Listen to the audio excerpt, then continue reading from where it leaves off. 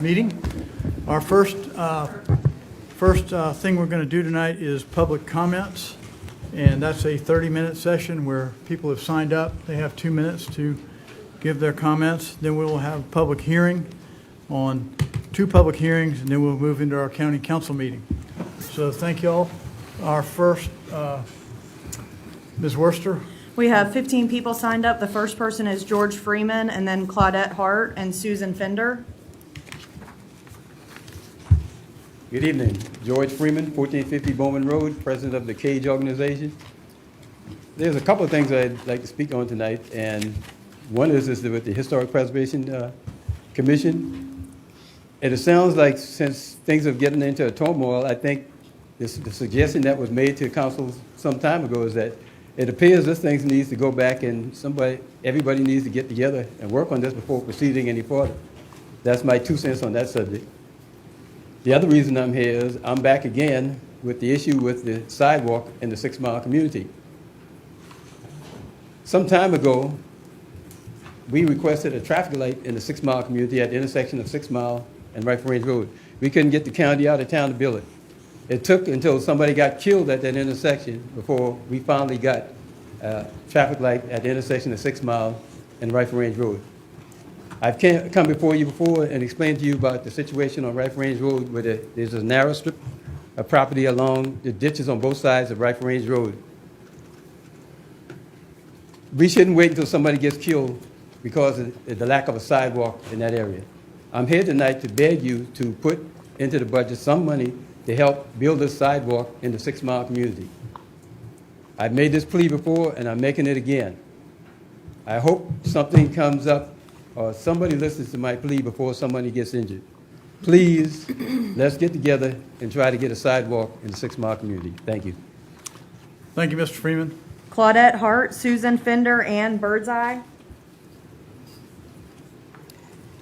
Good evening. My name is Claudette Hart. My address is 183 West Poplar Street, downtown Charleston. And I'm a member of Morris Brown AME Church and the Housing Committee of the Charleston Area Justice Ministry. Over the last several months, CAJM has learned a lot of new information regarding the implementation of portions of the Housing Our Future plan. We haven't had an opportunity to speak with Housing Chairperson Honeycutt, DCA Durant, and the Community Development and Revitalization Director, Loella Smalls, as well as Deborah McKetty from the South Carolina Community Loan Fund. From these meetings, we've learned that Council has made notable progress with 300+ units for affordable housing in projects like Archer School, Ackerby Acres, the Golden Dream Project, etc. This kind of progress is to be commended. We are excited that the community is getting an influx of much-needed housing stock. On the other hand, it is in these same meetings that we've learned that there are no longer plans to establish an affordable housing trust. We are unaware of this action being shared with the public, even though an affordable housing trust was a top priority in the approved Housing Our Future plan.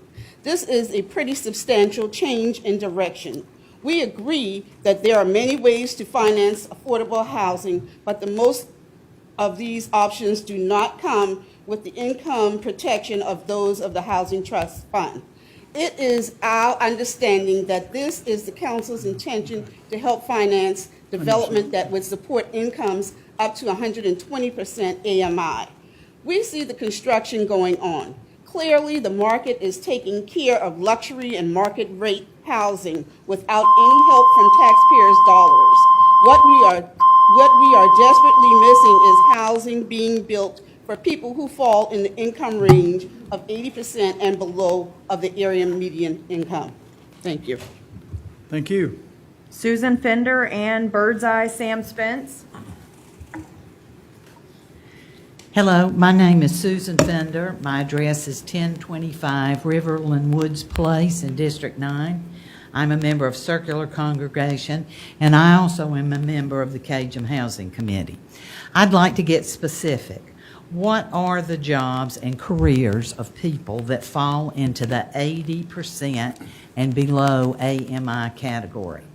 According to the U.S. Department of Housing and Urban Development, as well as the National Low Income Housing Coalition, the area median income for the greater Charleston area is $101,300. This means that people earning around $81,000 are at 80% of the AMI. I have a handout here with a small sample of occupations that are in this range. For instance, did you know that the following occupations all make an average annual salary of less than 80% of the AMI? Ambulance drivers, $30,000. Bartenders, $21,000. Charleston County School District school teachers with a master's degree, $76,000. Firefighters, $38,000. Healthcare support workers, $36,000. Even your own county court reporter, a state clerk, fire captain, paralegal, and paramedics make less than $70,000. I would like to pass out these examples. Could you give those to Ms. Ham here, our attorney?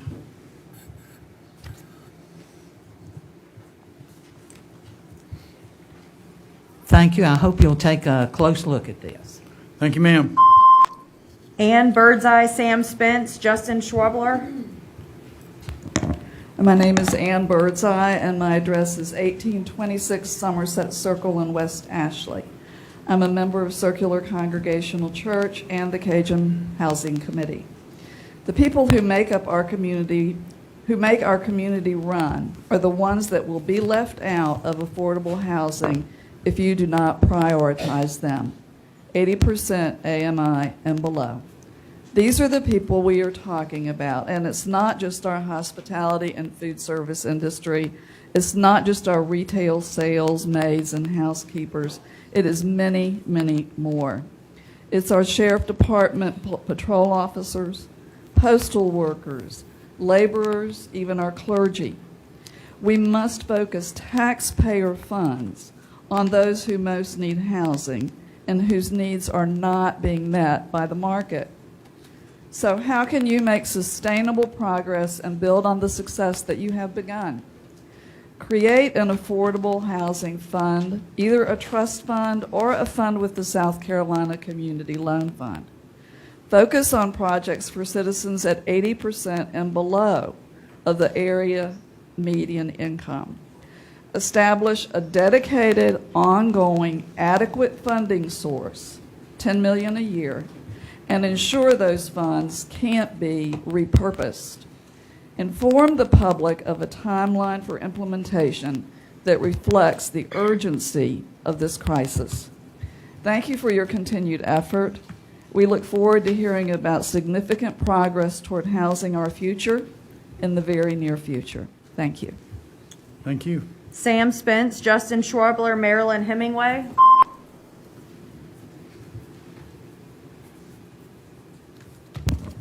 Hello, Council. Sam Spence here from the Preservation Society of Charleston, downtown at 147 King Street. We're here today to urge against the motions to reconsider on the items associated with the amendments to the Historic Preservation Commission and the Preservation Ordinance. County Council passed the current Historic Preservation Ordinance that lays out a framework to preserve historic settlement communities in unincorporated areas of the county. And that was a good step that provides necessary protections as suburban growth threatens communities and cultural resources.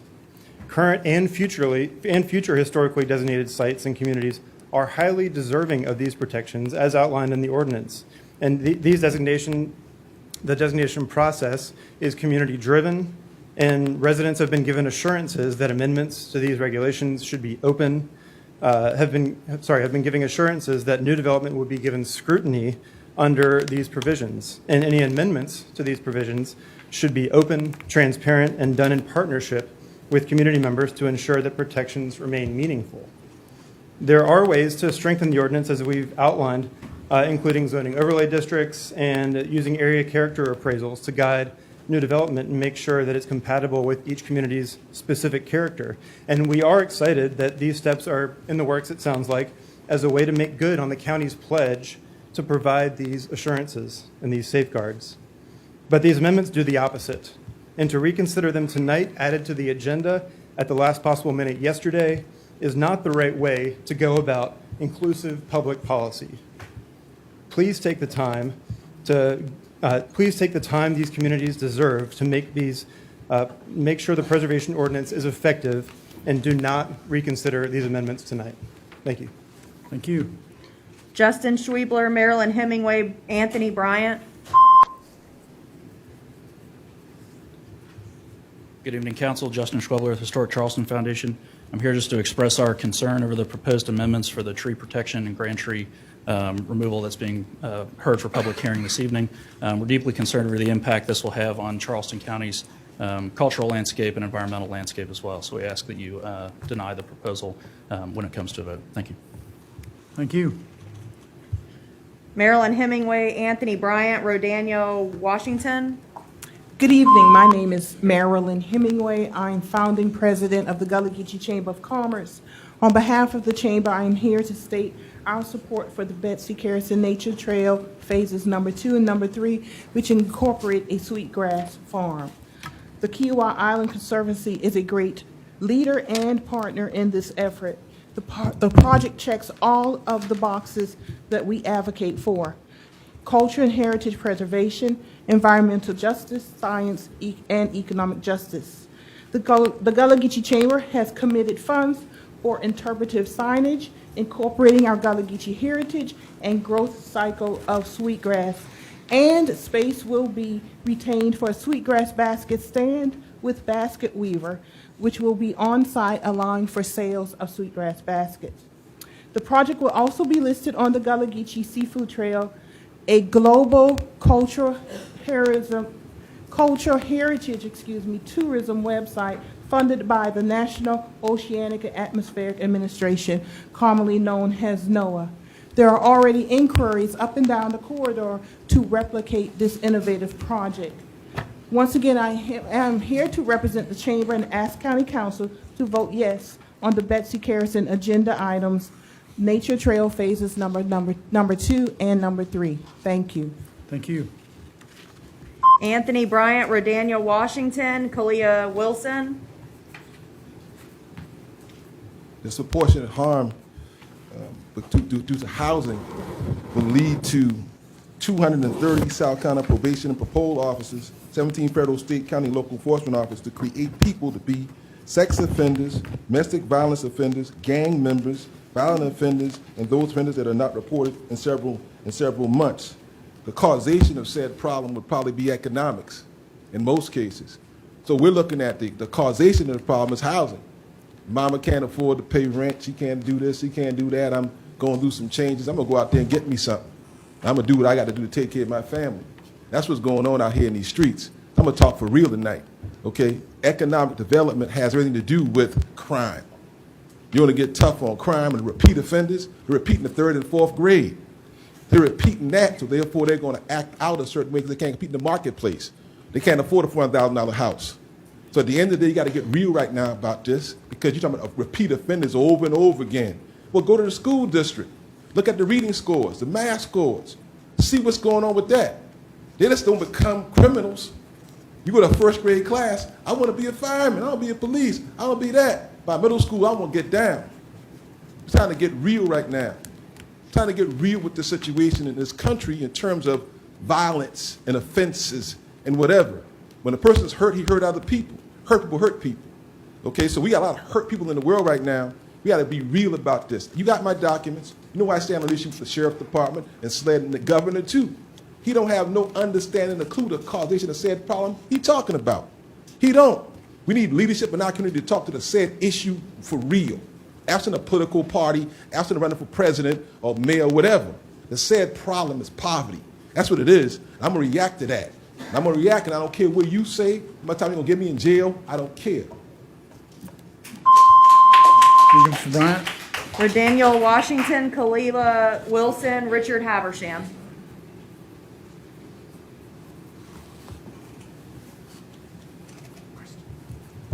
Good afternoon. My name is Rudine D. Washington. I live at 965 Long Point Road in Mount Pleasant, South Carolina. And I stand here today as a native Charlestonian. And my community was Anson Bar. We don't even exist anymore. Gentrification started when they built the Gilliard Auditorium. And as now I'm living in Snowden and I see what's going on in the settlement communities, it's very disheartening. I'm 71 years old. And what's changed? What's changed? I thought you all came up with this proposal for the HPO because you wanted to protect us and help us. But now you're planning to make arrangements to gut it and do something else. Who's that going to help? Where do we stand? Who are our representatives? Who can we depend on? Thank you. Kila Wilson, Richard Habersham, Michael German.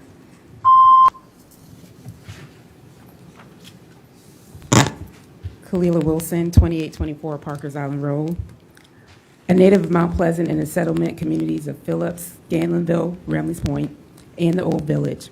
I've lived in all of these communities in family homes. They are all that I know. I lived in Phillips for 17 years. Mount Pleasant is my home. I have watched the gentrification of Mount Pleasant over the last 25 years. I'm currently a part of an heirs property lawsuit fighting for family land. I am opposed to proposed amendments of the HPO. My family legacy, the property that my ancestors not only worked, but fought for and for many eventually purchased, should still be a part of my legacy. As a public school educator, I am an advocate for students and families in Charleston County every day. Today, I fight to oppose the amendments to the HPO, and I will continue to fight. I ask that you preserve these settlement communities. Richard Habersham, Michael German, Ed Pinkney.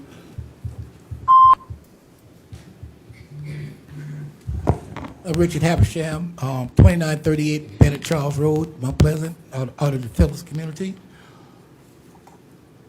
First of all, I thank the Historical Commission for the job they're doing, and I'll let you know how it affected my community. Let me show you a 3 parcel of property in Phillips. Parcel on Habersham Road, parcel on Canyon Lane, and Murdoch Drive. All 3 of these properties once owned by one person, same family. All 3 of these parcels was inherited or purchased by somebody else. All 3 of these property owners was not residents of the Phillips community, but they came to the commission, and some came to you saying that they want to do things that was not meant to be in that historical designation that we received.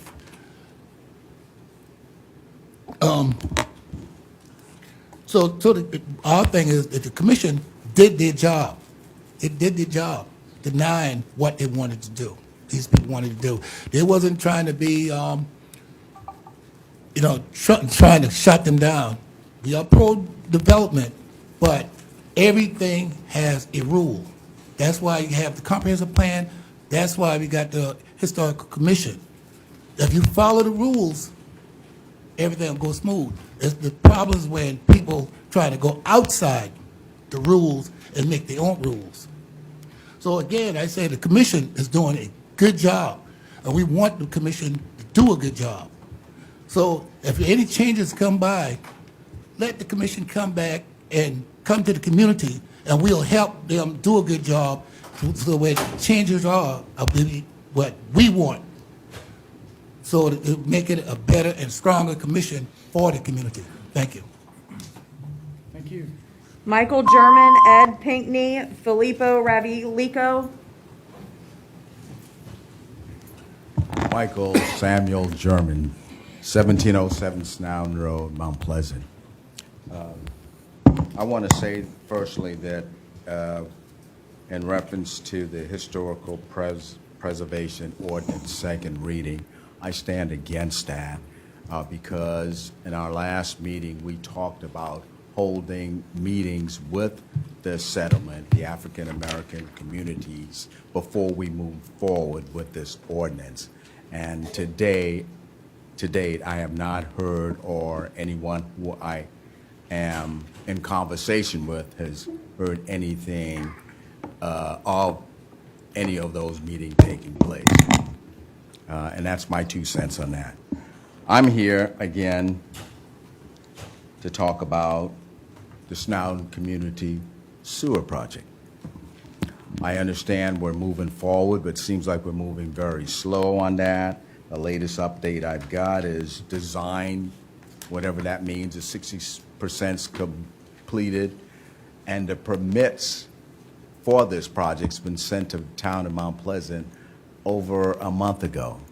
From a layman perspective, I don't know what takes so long to get a permit approved, and Mount Pleasant Waterworks is telling me that the county needs to do the same thing. So we're in the gray area in terms of what's going to happen next and by whom. Because once again, we're not a part of or getting information, in my opinion, in a timely manner so we can know what our next step is. So whatever can be done to expedite this process, I strongly hope that the county gets in and support this project so we can get it started. Thank you. Thank you, sir. Ed Pinkney, Filippo Ravalico, and Jerome Vandor. Good evening, ladies and gentlemen. Before I begin, I'd like to ask everyone from Settlement Community who came out here tonight to please stand.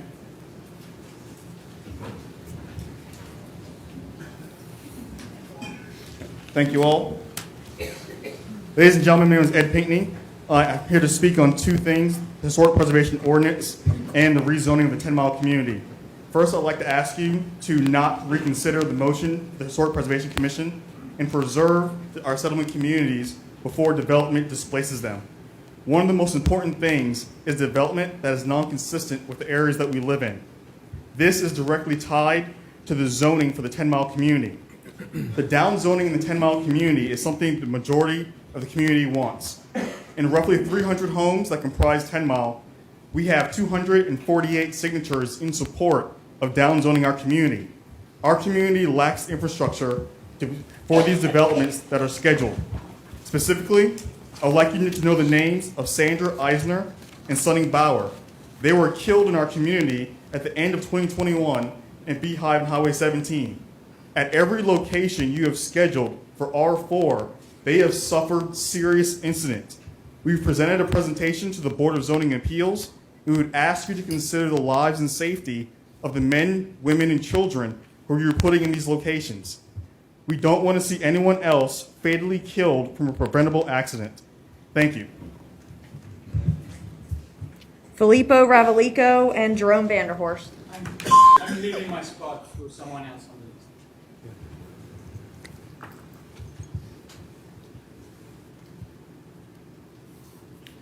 Good evening. My name is Jerome Vandor. I live at 1039 Theodore Road, Allendale, South Carolina, and also I'm a member of the Phillips community. Last night, I had the opportunity to watch the mayor's debate, and the incumbent mayor talked about three problems we have here in the Charleston area: flooding, lack of proper infrastructure, and also overdevelopment of growth, housing. We have those problems here in Charleston. The young man before me said, keeping it real. These are real problems. This is not something we wrote on a paper or some literature that you're reading about. These are problems we have in the 10-mile community. Flooding being one of the major problems. Recently, a developer was given the green light to go ahead and build 51 houses in our community, 10 Mile. We still have those problems. We still got the flooding. We still got the lack of proper infrastructure. This could be in your hands, council members. This is going to be your legacy if the settlement community becomes non-existent. Do you want that to be your legacy, to be the person that say, well, I voted to change the guidelines of the HPCs, to take the protection away from them? We need that protection because we don't want the settlement community to become extinct, non-existent. It's going to affect us all because you guys live here in South Carolina. Do something about the flooding. Do something about the lack of proper infrastructure. Excuse me. Do something about the overgrowth. Help us with the roads. Help us with the sidewalks, with the proper tunneling in the neighborhoods. Last thing I'm going to say, and please give me 30 seconds. We need that S3 zoning to be approved. We need that. We want that. That's our protection. And please do not strip away the guidelines away from the Historical Preservation Committee rules committee. Thank you. Thank you. Ashley Demothenis.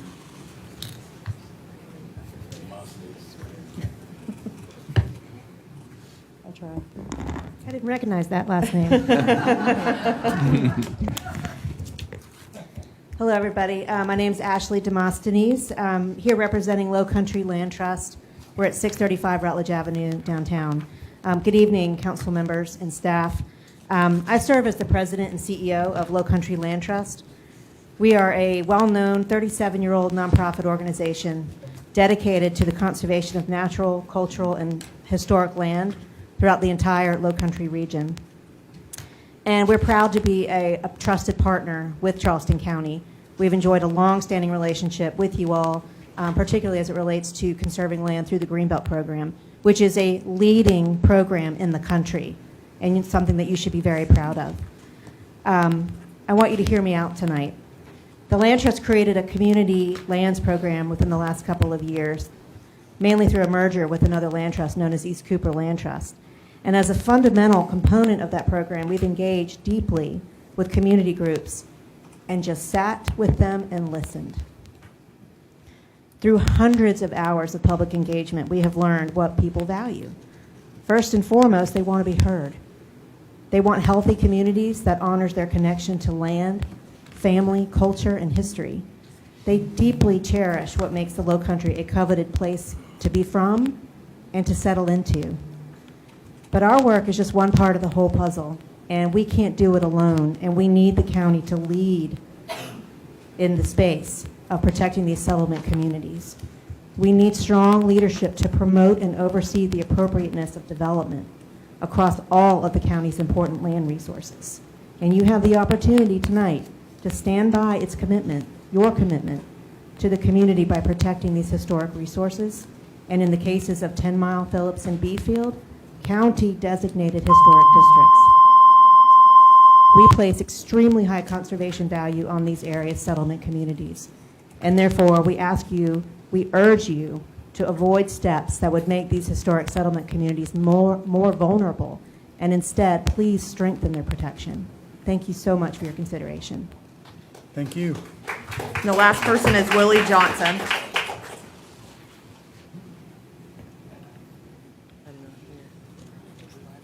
Willie Johnson, who's coming?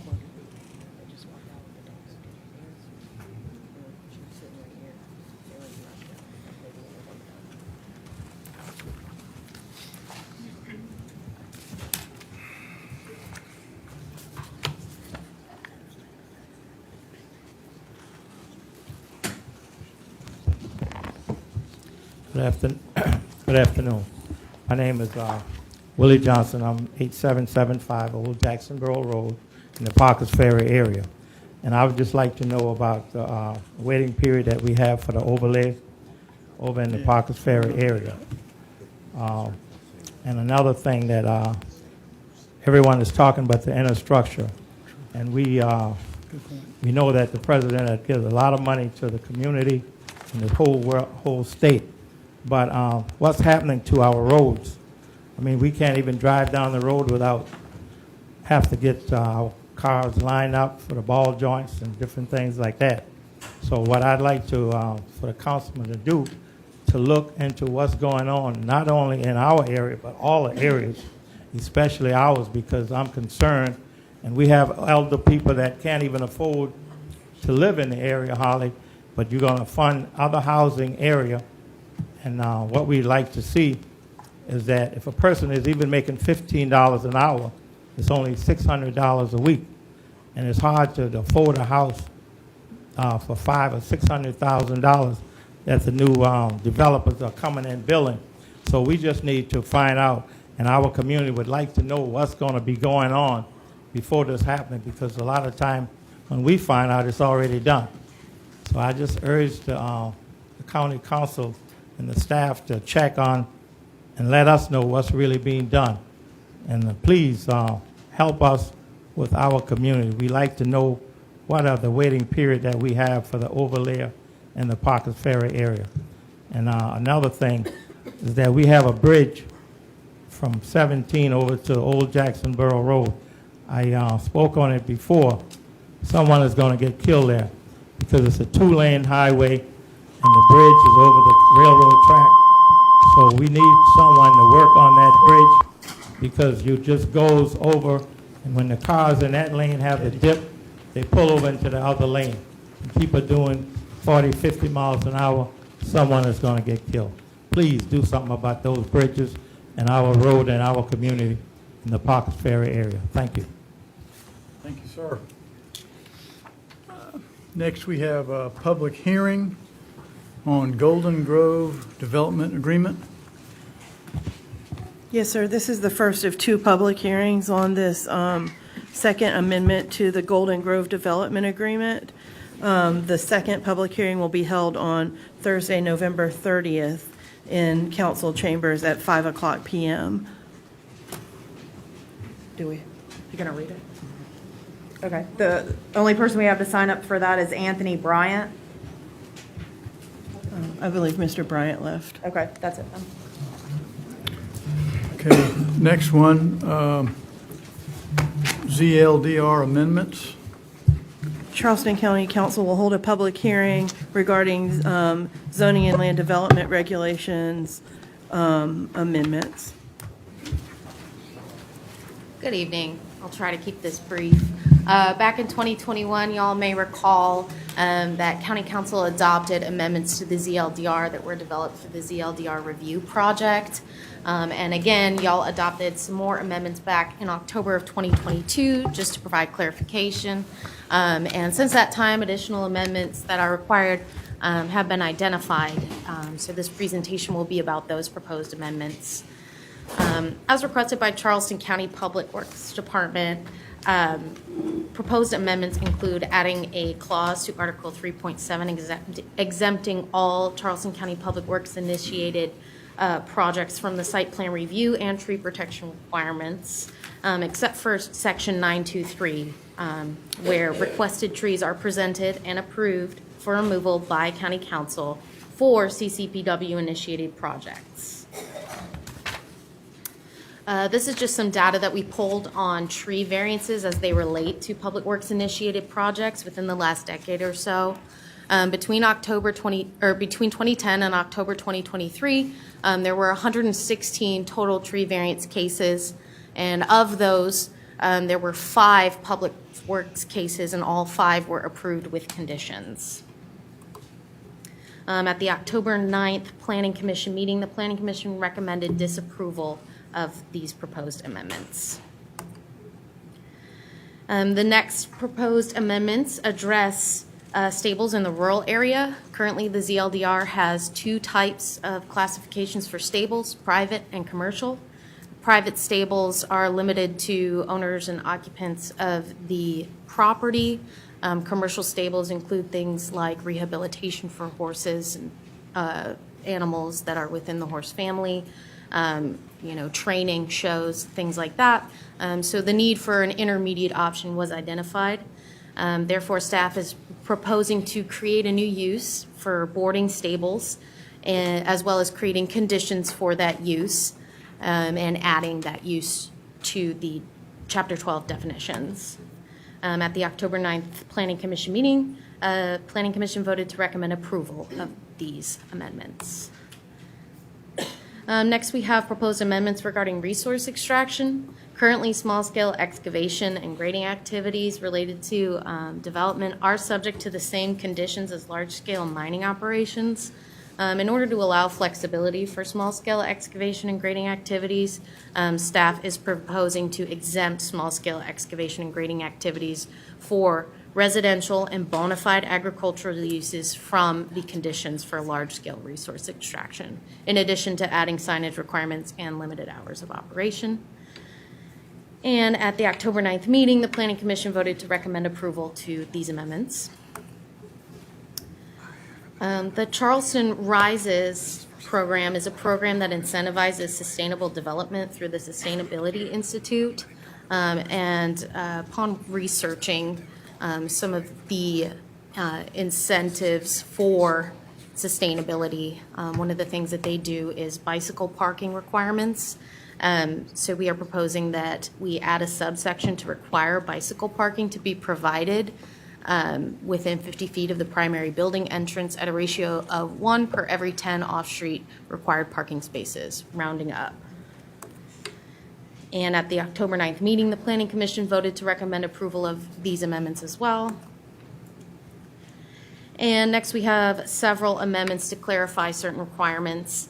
Currently, while trees within the designated scenic road rights-of-way, 6 inches diameter at breast height and greater are protected. This is only mentioned in a very small note underneath a certain table. So we're just adding a couple of clauses to make this more clear within the regulations. Additionally, we are proposing to remove redundant language that is addressed elsewhere in the off-street parking and loading section.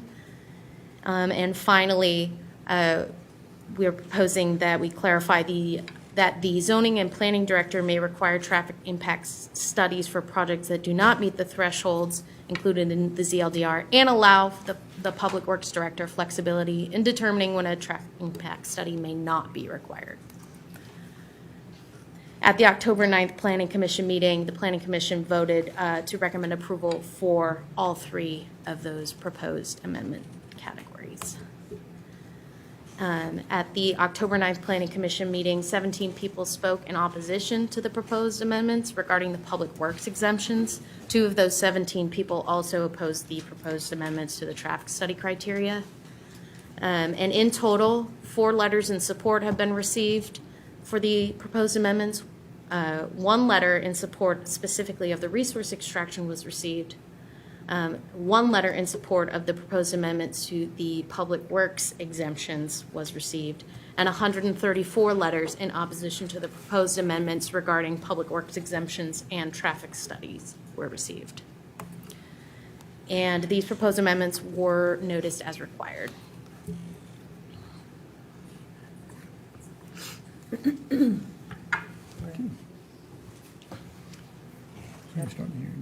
Yep. All right, the first person we have is Dan Infinger, then Ashley Dane, and then Annahawford. Hello, my name's Dan Infinger, and I live at 2857 Maybank Highway. I'm in opposition to the Public Works having the ability to overrule the tree ordinance. We're trying to encourage public participation at every level, and as the minutes indicated, they've only questioned them 5 times. Public Works needs review of their request to remove or encroach upon grand trees. It doesn't hurt them to be able to justify their actions before the public, and it appears that from what we've seen there, that if their justification is valid, then they're allowed to move forward. Having them to not review this takes away the public review that's important to many of the actions that they do.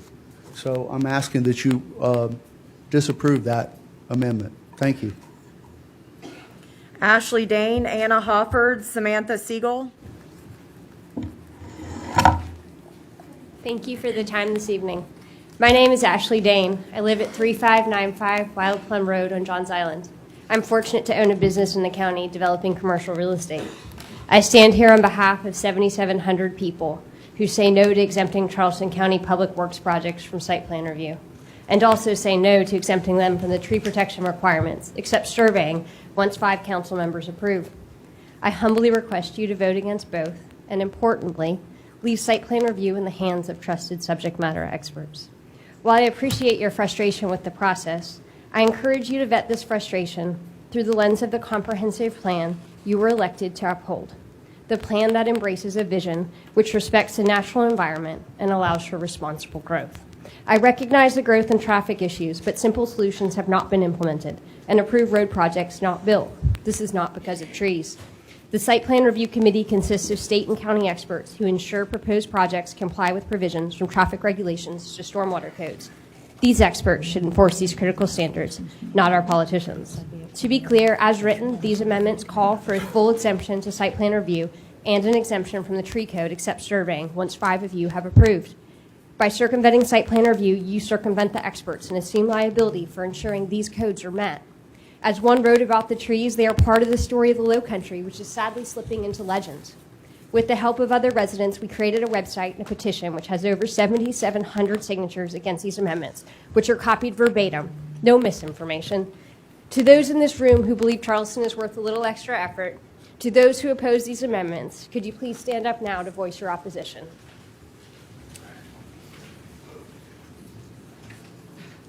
Thank you for your time today. Annahawford, Samantha Seagull, Carol Powells. Thank you. My name is Annahawford. I live at 2165 Welch Avenue. I'll get straight to the point. The proposed amendments might not be intended to pave the way to a concrete jungle, but that's exactly what they'll do. Yep. As written, they provide a blanket exemption. There is no process, even a limited process. There is no accountability. And quite frankly, working in real estate development, I know what it's like to go through these processes. And yeah, it could take a long time and cost a lot of money, but it's a matter of doing it right. And you all adopted these ordinances in the first place for good reasons. I've not seen a single reason to adopt these exemptions. Per your presentation, as requested, that's not a reason. Planning Commission certainly didn't think so. And lastly, I'll just say I'm not here to oppose modifications to the process. I encourage and hope that you could modify the process to make it more efficient and effective. But skirting the process is not the same thing. And you represent us. How can we trust you if you're not even going to follow the process that the rest of us have to? And it's not just about what intentions you all have with this right now. It's about how these proposed amendments could be used, and I see no reason that they wouldn't be used otherwise in the future when there's different people sitting in these chairs. So, in short, it's not just about the trees. It's not just about development. It's about accountability, and I hope we can count on you for that. Thanks. Samantha Seagull, Carol Powers, Casey Buchanan.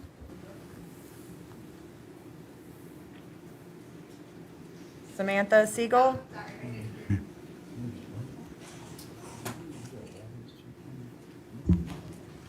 Hello, my name is Samantha Seagull. I'm a resident from West Ashley. Thank you so much for the opportunity to speak today. I'm here to express my deep concern regarding the proposed changes that would exempt Charleston County Public Works from the crucial oversight processes related to tree removal. As a resident who cares deeply about the environment and well-being of our community, I urge you to deny these proposed changes. As we all know, trees play a vital role in mitigating flooding and combating climate change. In fact, over 20 years, the angel oak, just one tree, has sequestered over 70 pounds of carbon. Trees' roots help stabilize soil and prevent erosion, while their canopies absorb and slow rainwater, reducing the risk of flooding. In the face of increasingly severe weather and rising sea levels, preserving our tree cover is not just an environmental luxury, but a necessity. By bypassing the BZA for tree removal, we risk the indiscriminate clearing of trees without the proper scrutiny. The BZA serves as a critical check to ensure that such actions are justified and considerate of the broader environmental impact. Additionally, skipping this process diminishes transparency and community input, which is such a crucial step to assess the environmental impacts of projects that involve spaces that we all share. So over a decade ago, I led a grassroots effort to save the iconic Angel Oak from being surrounded by a massive development. And if it was not for the city BZA hearing, the public would not have had an entryway to get involved, and almost 2,000 trees on that property would have been clear cut. And the Angel Oak would be surrounded by apartments and retail space and a bus stop. So in light of the above, I implore you all to prioritize the long-term well-being of our community and environment by denying these proposed changes. Thank you very much. Carol Powers, Casey Buchanan, Ronald Malcolm. Carol Powers. All right, Casey Buchanan. I think he's coming. Hello. My name is Casey Buchanan. I live at 1022 Yorktown Drive on James Island. I'm an anthropologist, and I oppose the proposed amendments pertaining to the public works exemptions. My reasons for objecting are environmental safety impacts and the public's right to transparent governance. Researchers estimate that Charleston County has lost over 10,000 acres of tree cover since 1992, an area larger than the peninsula and Daniel Island combined. And while our tree ordinances and planting efforts help, they haven't offset the impervious surfaces created as our population grows. The importance of trees in the low country cannot be overstated. Trees serve our environment by attenuating air pollution, providing shade, cooling the air through transpiration, protecting from storm winds, and acting as homes to numerous organisms. Trees also manage stormwater, reducing overall runoff volume and mitigating flooding. An average tree can absorb thousands of gallons of water a year, while a mature oak can soak up to 40,000 gallons. Conserving forested landscapes, urban forests, and individual trees helps localities spend less money treating water through the municipal storm systems and reduces flooding. Each tree plays a vital role in stormwater management. We should be protecting our trees, not making it easier to cut more of them down by exempting county-led road projects from the established process. Another reason to oppose the proposed amendments is that the public has a right to openness, transparency, and participation in government. Transparency promotes accountability and keeps citizens informed. Public engagement enhances the government's effectiveness and improves the quality of its decisions. BZA meetings are open public meetings. The proposed amendment would allow the county to bypass this part of the process. For there to be less transparency, less public participation, and less accountability where the removal of grand trees is concerned is wrong. Trees are very important to many citizens, as has been demonstrated time and time again. We love our grand trees and we want safer roads. We can have both. I have been paying attention to the arguments made by all parties, and I have yet to hear a well-supported argument as to why the county should be exempt from its own rules and bypass the process to which everyone else is subjected. How can the county expect developers and individual citizens to abide by rules it is not required to follow? I urge the council to deny these amendments. Thank you. Ronald Malcolm, Tamara Butler. Thank y'all. Please hold your applause so everybody can be heard. We have 37 people signed up. And so if some of y'all are saying the exact same thing, you may not want to come up here, but please hold your applause. Thank you. Thank you for giving me the opportunity to speak this evening. I'm Ronald Malcolm. I live at 1193 River Road on Johns Island. I'll keep my comments very brief. A lot of my comments would be the same as some of those that have already been given tonight. I'm going to make it personal. Driving through a tunnel of trees, I can sense my heart rate decreasing and my anxiety abating, and I'm sure many of you feel the same way. I remember when my boys were young, we used to muse about previous generations of travelers who passed underneath those same trees. Some of them in a Model T, some aboard a wagon, and others on horseback. And I felt a sense of connection and peacefulness as a result of that. Roadside trees are an iconic element of the low country landscape. A massive influx of new residents and an explosion of development have put our natural environment under unprecedented pressure. This is the worst time to consider relaxing our tree protection ordinance. Charleston County Public Works projects shouldn't be granted an exemption from the Board of Zoning Appeals review. I urge you to deny this amendment. Thank you so much. Thank you, sir. Tamara Butler, Rich Thomas, Herbert Adam Friend.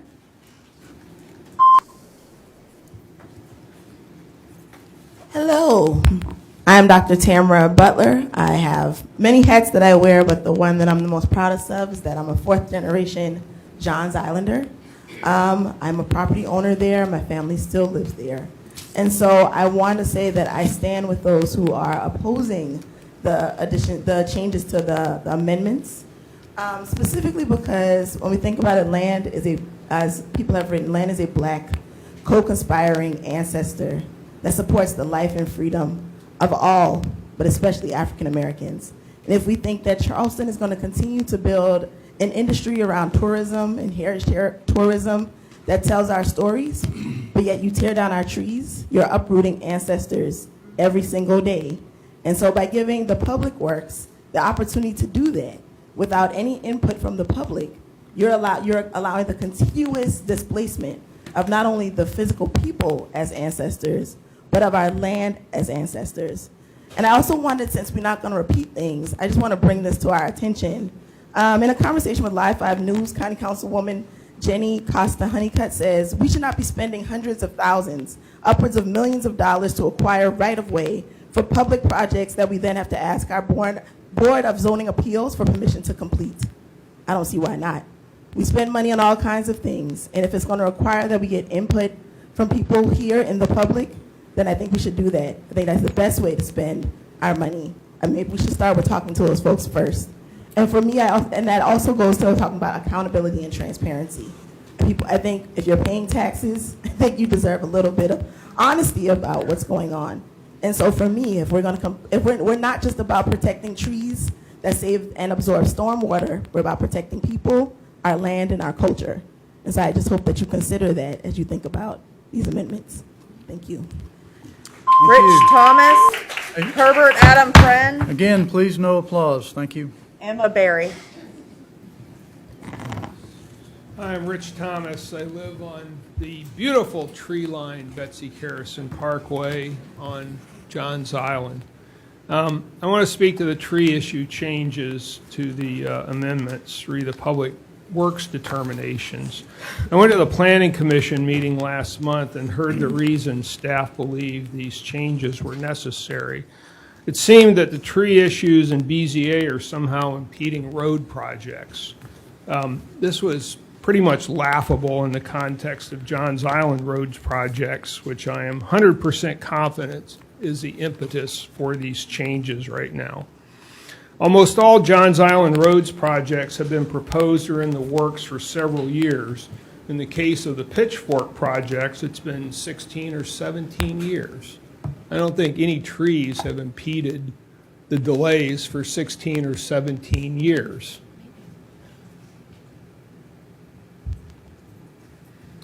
No tree issue has impeded any of these projects and have certainly not been responsible for these years, almost 2 decades worth of delays.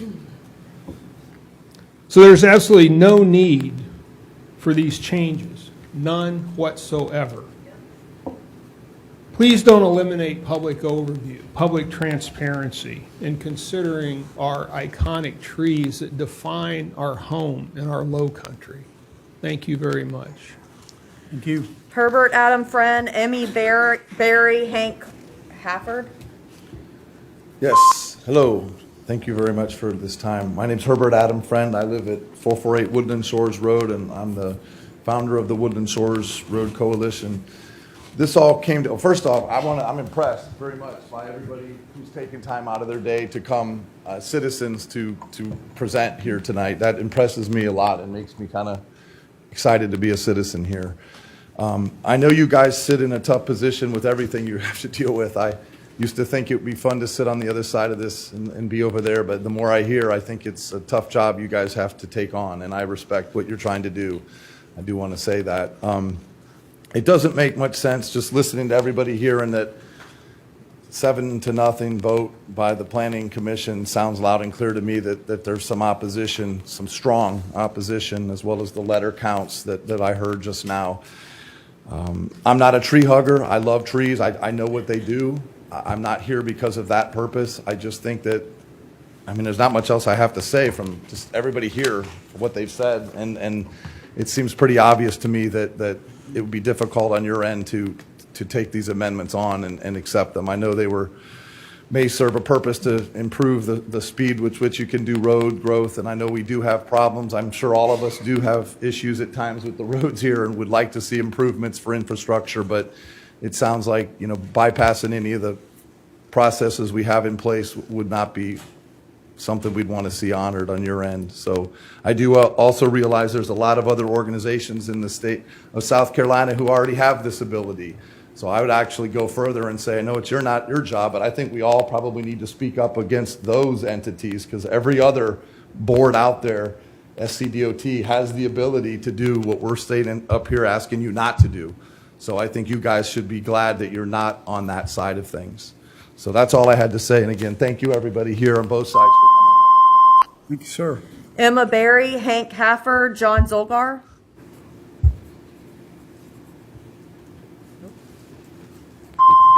Good evening. Thank you for the opportunity to address the council. My name is Emma Berry, and I serve as the project manager for the Communities and Transportation Program of the Coastal Conservation League at 131 Spring Street.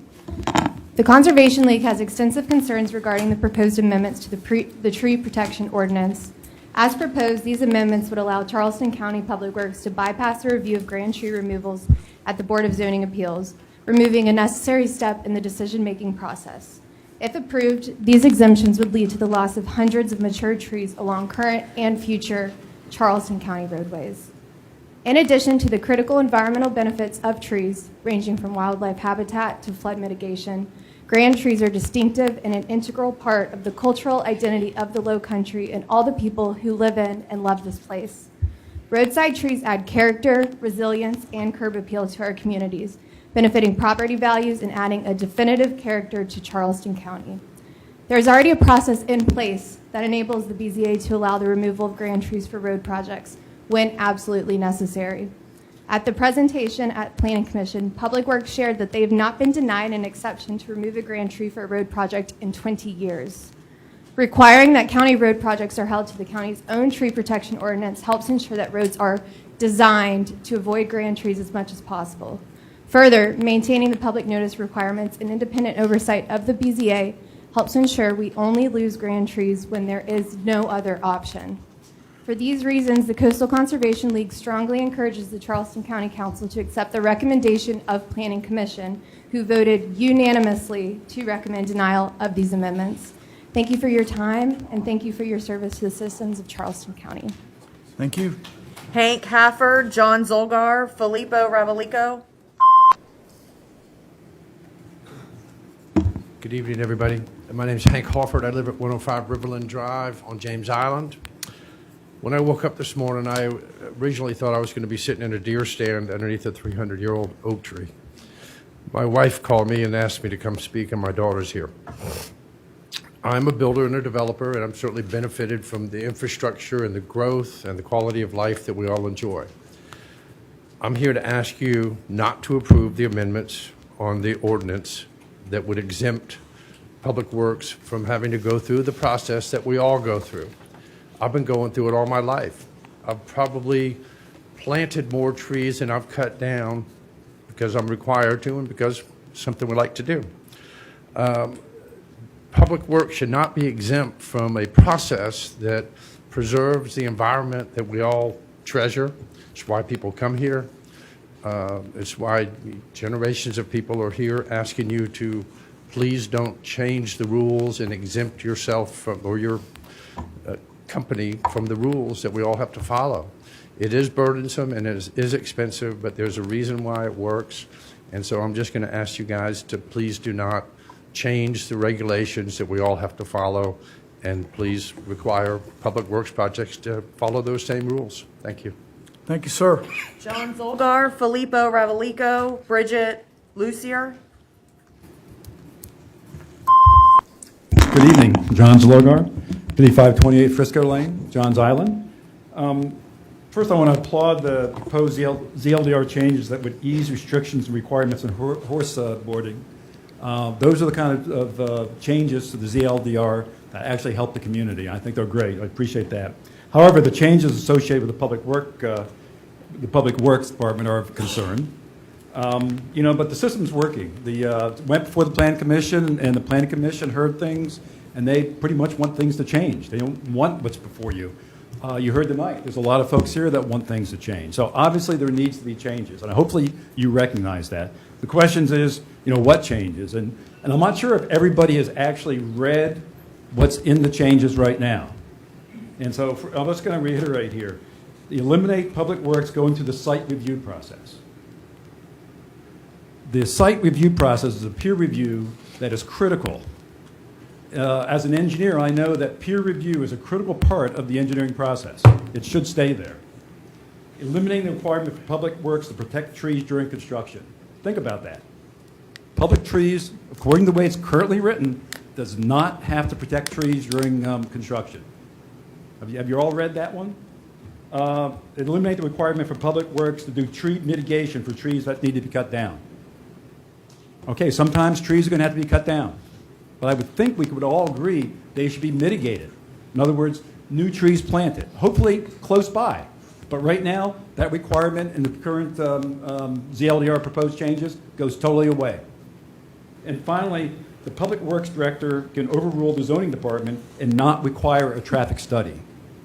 Now, I'm hoping that's a typo, and it really means that the Public Works Director can overrule the zoning director and require a study. Can you imagine Public Works saying you don't have to do a traffic study? So if you look at all four of those, you look at the details, I think you'll find that there's a lot of changes that need to be made. Thank you very much. Thank you, sir. Filippo Ravalico, Bridget Lucier, Charles Seiler. Good evening. Filippo Ravalico, Director of Operation at the South Carolina Environmental Law Project, 510 Live Oak Drive, Mount Pleasant. We're speaking in opposition, of course, of the amendments to the tree ordinance, as well as the last detail that the gentleman before me just brought up, the traffic study exemption. I'm going to get back to that in a second. I need to take a roundabout tour to get to my point. At the end of the last council meeting in October 24th, Councilwoman Hanika Hatto praised a Phillips community resident for sitting through the entire council.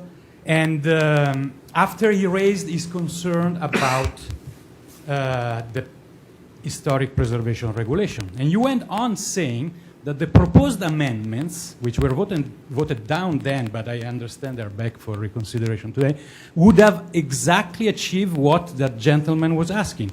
Clarity on what a property owner can and cannot do in an historic district. And I'm here to clarify the record. Those amendments do exact opposite. And I think we see an echo here on the ZLDR amendments. Case in point, the example of the traffic study. So you create a requirement, and if you read the footnotes of staff explaining why that change is needed, to add flexibility to say when something is required. That's double speak. That's Orwell. There's a flexibility requirement. You are not protecting property rights. You are infringing on everybody's property rights because you're not letting local government to occur. Anyways, in the case of the HPO, if the amendments were good, it's a radical overall. It's 600 words. It's more words in the amendment than the original ordinance. How do you expect that a commission that has just found its footing is going to give... You're positively interfering with the process. And the last thing I want to say is that I heard it a lot tonight. Oversight, accountability, public participation. It's called the rule of law, and there seems to be a growing allergy in this body. And I hope you're going to think about it. Thank you. Thank you, sir. Bridget Lucier, Charles Seiler, Pearl Askew. Hello, everyone. My name is Bridget Lucier. I live at 1345 Breesey Street on James Island, and I am here today to encourage you to not approve the amendments regarding the tree ordinance. I greatly appreciate your time and effort. I won't repeat myself. The reasons given so far have been excellent and fairly comprehensive. One thing that I would like to add to the discussion relates to something that Councilwoman Honeycutt emailed me about, which I also appreciate your immediate response to my emails yesterday. This is wonderful, but you pointed out that other jurisdictions already have this this in place, this exemption, and it is because of the way those exemptions have been not intentionally abused, but through our process that is so fragmented and has one council making a decision about a process, and then the engineers do their thing, and the consultants do their thing.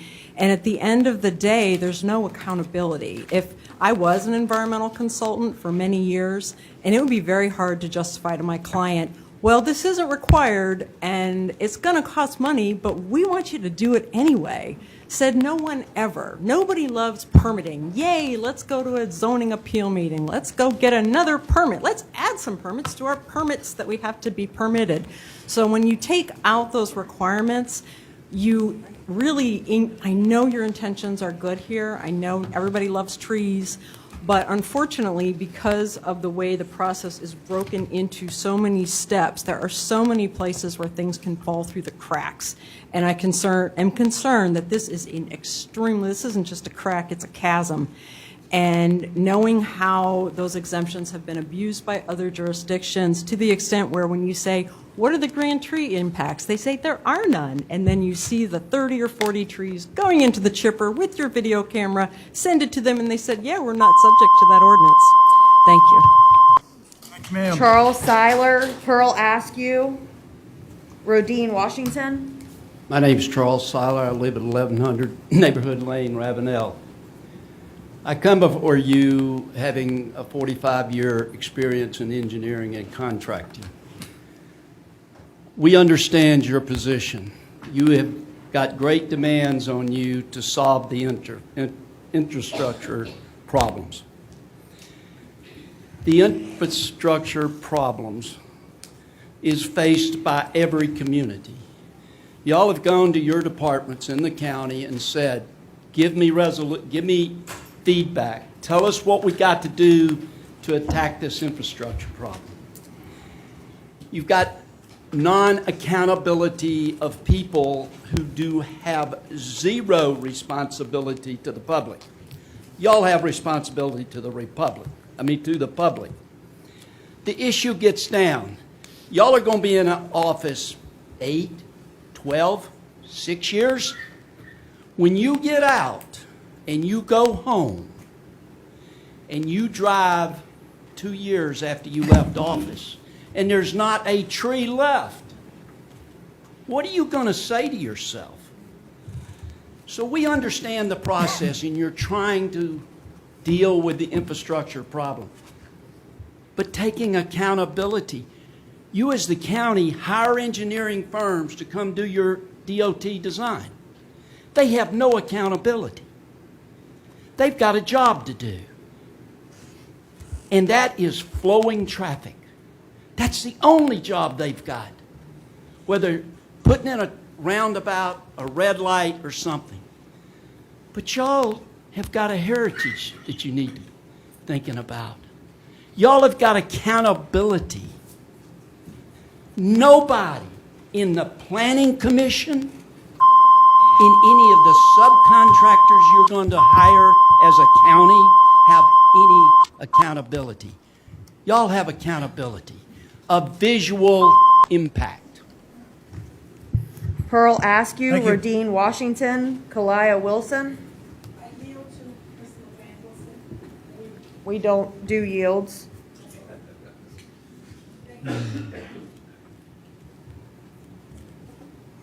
Good evening. Pearl Askew, 977 Gadsdenville Road, Allendale, South Carolina. Mr. Wilson came in late and did not sign the sheet that was sitting near the front. He did his signatures on the outside of the door. I'm just here to say that we're asking your support from the 10-mile community to help us with the rezoning to S3. We want to not stop growth, but we just want to help to manage it. We need that to help the settlement communities, because otherwise we are becoming desecrated. That's the only thing that we have left. We don't have any more land, and now the settlement community is feeling the brunt of the high intensified developments. I ask for you to consider this and please rezone us S3. We have the signatures and the support of the community, as well as other folks who live outside of the 10-mile community as well. We do appreciate that. Thank you very much. Thank you. Radine Washington, Kila Wilson, Karen Bako.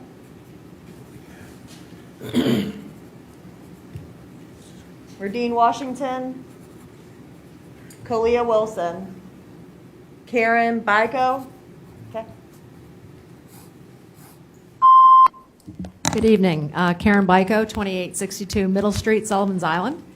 On Sullivan's Island, where we have a thriving, beautiful 195-acre maritime forest that protects us from dangerous storm surge and absorbs stormwater flooding.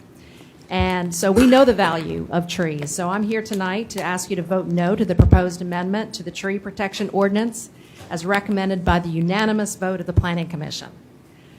We know climate change is accelerating and our communities across Charleston County are particularly vulnerable and will be disproportionately impacted by the devastating impacts we can see and feel every single day. And we know that a mature tree can absorb up to 10,000 gallons of stormwater every year. We also know that those trees absorb carbon, clean our air, and reduce air temperature. As elected officials charged with protecting the public and acting in the best interest of the public, you should be doing everything in your power to protect the trees that protect us, not making it easier to cut them down. Yet that is exactly what this proposed amendment would do. I've heard it proposed that this change would improve protections by putting decisions on tree removals in the hands of elected officials who would then be held accountable at the ballot box. But once a 100-year-old grand tree is gone, it cannot be brought back at the ballot box. So I implore you to listen to the recommendation of the Planning Commission and vote in favor of public safety, our natural beauty and wildlife, and vote no to this destructive amendment. Thank you. Thank you. Edward Pinkney, Susan Kershaw, Adolphus Smalls.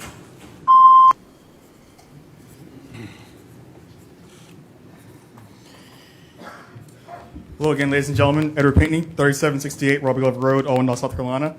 I'd like to come here tonight to speak against the weakening of the tree ordinance. In particular, I'd like you to think about the 10-mile community. One of the main reasons the 10-mile community here is because of the tree ordinance. One of the main development sites in our community was our community baseball field. On that field stood several grand trees. Those trees were cut down. That land was then sold to Catalyst developers. And Catalyst developers sold that to Crescent Homes. And that is why we are here, because they faced no impact from development with the grand trees being removed. So that is how these removal of these grand trees will result in subdivisions being built. So we ask you not to weaken the ordinance. Thank you. Thank you, sir. Susan Kershaw, Adolphus Smalls, Belvin Olisva. Hi, my name is Susan Kershaw. I live at 3605 Berry Hill Road on Johns Island. About 5 years ago, I was going to get my breakfast and got to the corner of Berry Hill and Bohicket, and this beautiful, huge, grand live oak tree, which was on the corner, was not there any longer. The day before it was there, and there was no evidence of what was to come. Then it was just gone. That's when I learned that SCDOT can cut down trees without any notice, input, or regulation. Regardless of whether the tree should have been taken down or not, the lack of process was distressing to me. Process does matter. There is nothing to be done about the freedom given to SCDOT, but we can hold the line there. It would be a mistake to give this same freedom to Public Works. You say that the change is needed to make it easier to address the traffic and road safety issues. You want to fast-track these projects by centralizing power within the council. That is a dangerous shortcut. The zoning guidelines and responsibilities are in place. They reflect the community's voice and the goals that are articulated in the county comprehensive plan. Don't change those on the fly like this. Instead, look at the systems and procedures that are broken and address those. Work with Public Works and zoning if this is an issue. The proposed amendment is about more than trees. If adopted, it would diminish the community's voice at a critical time in our growth and erode the community's trust in the outcome. Process does matter. Thank you. Thank you. Adolphus Smalls, Belvin Olisov, Caroline Frady.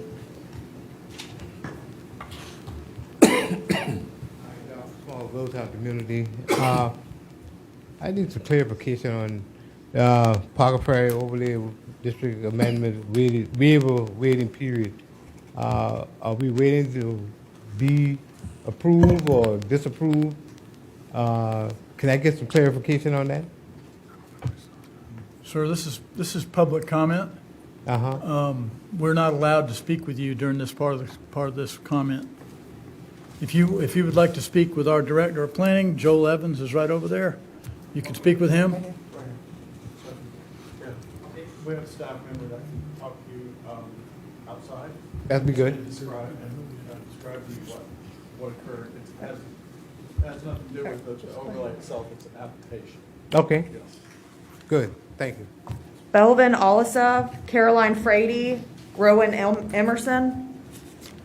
Belvin Olisov with the Charleston Climate Coalition.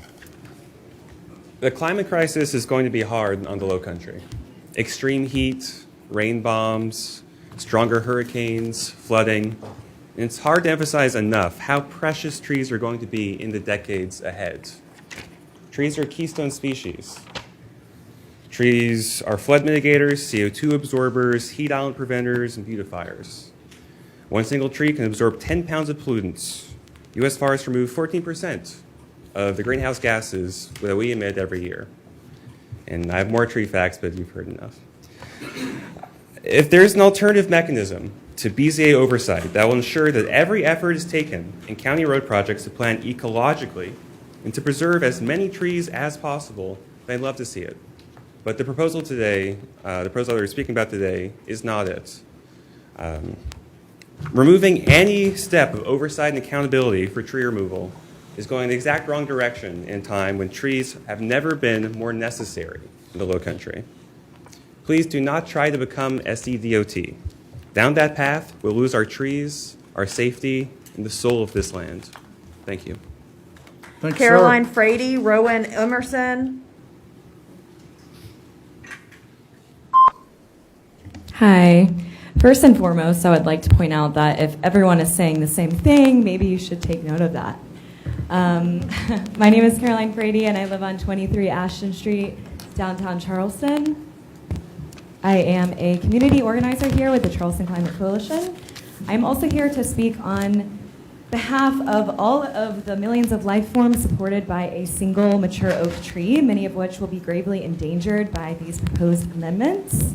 The proposed amendments that, again, were unanimously recommended by the Planning Commission to deny.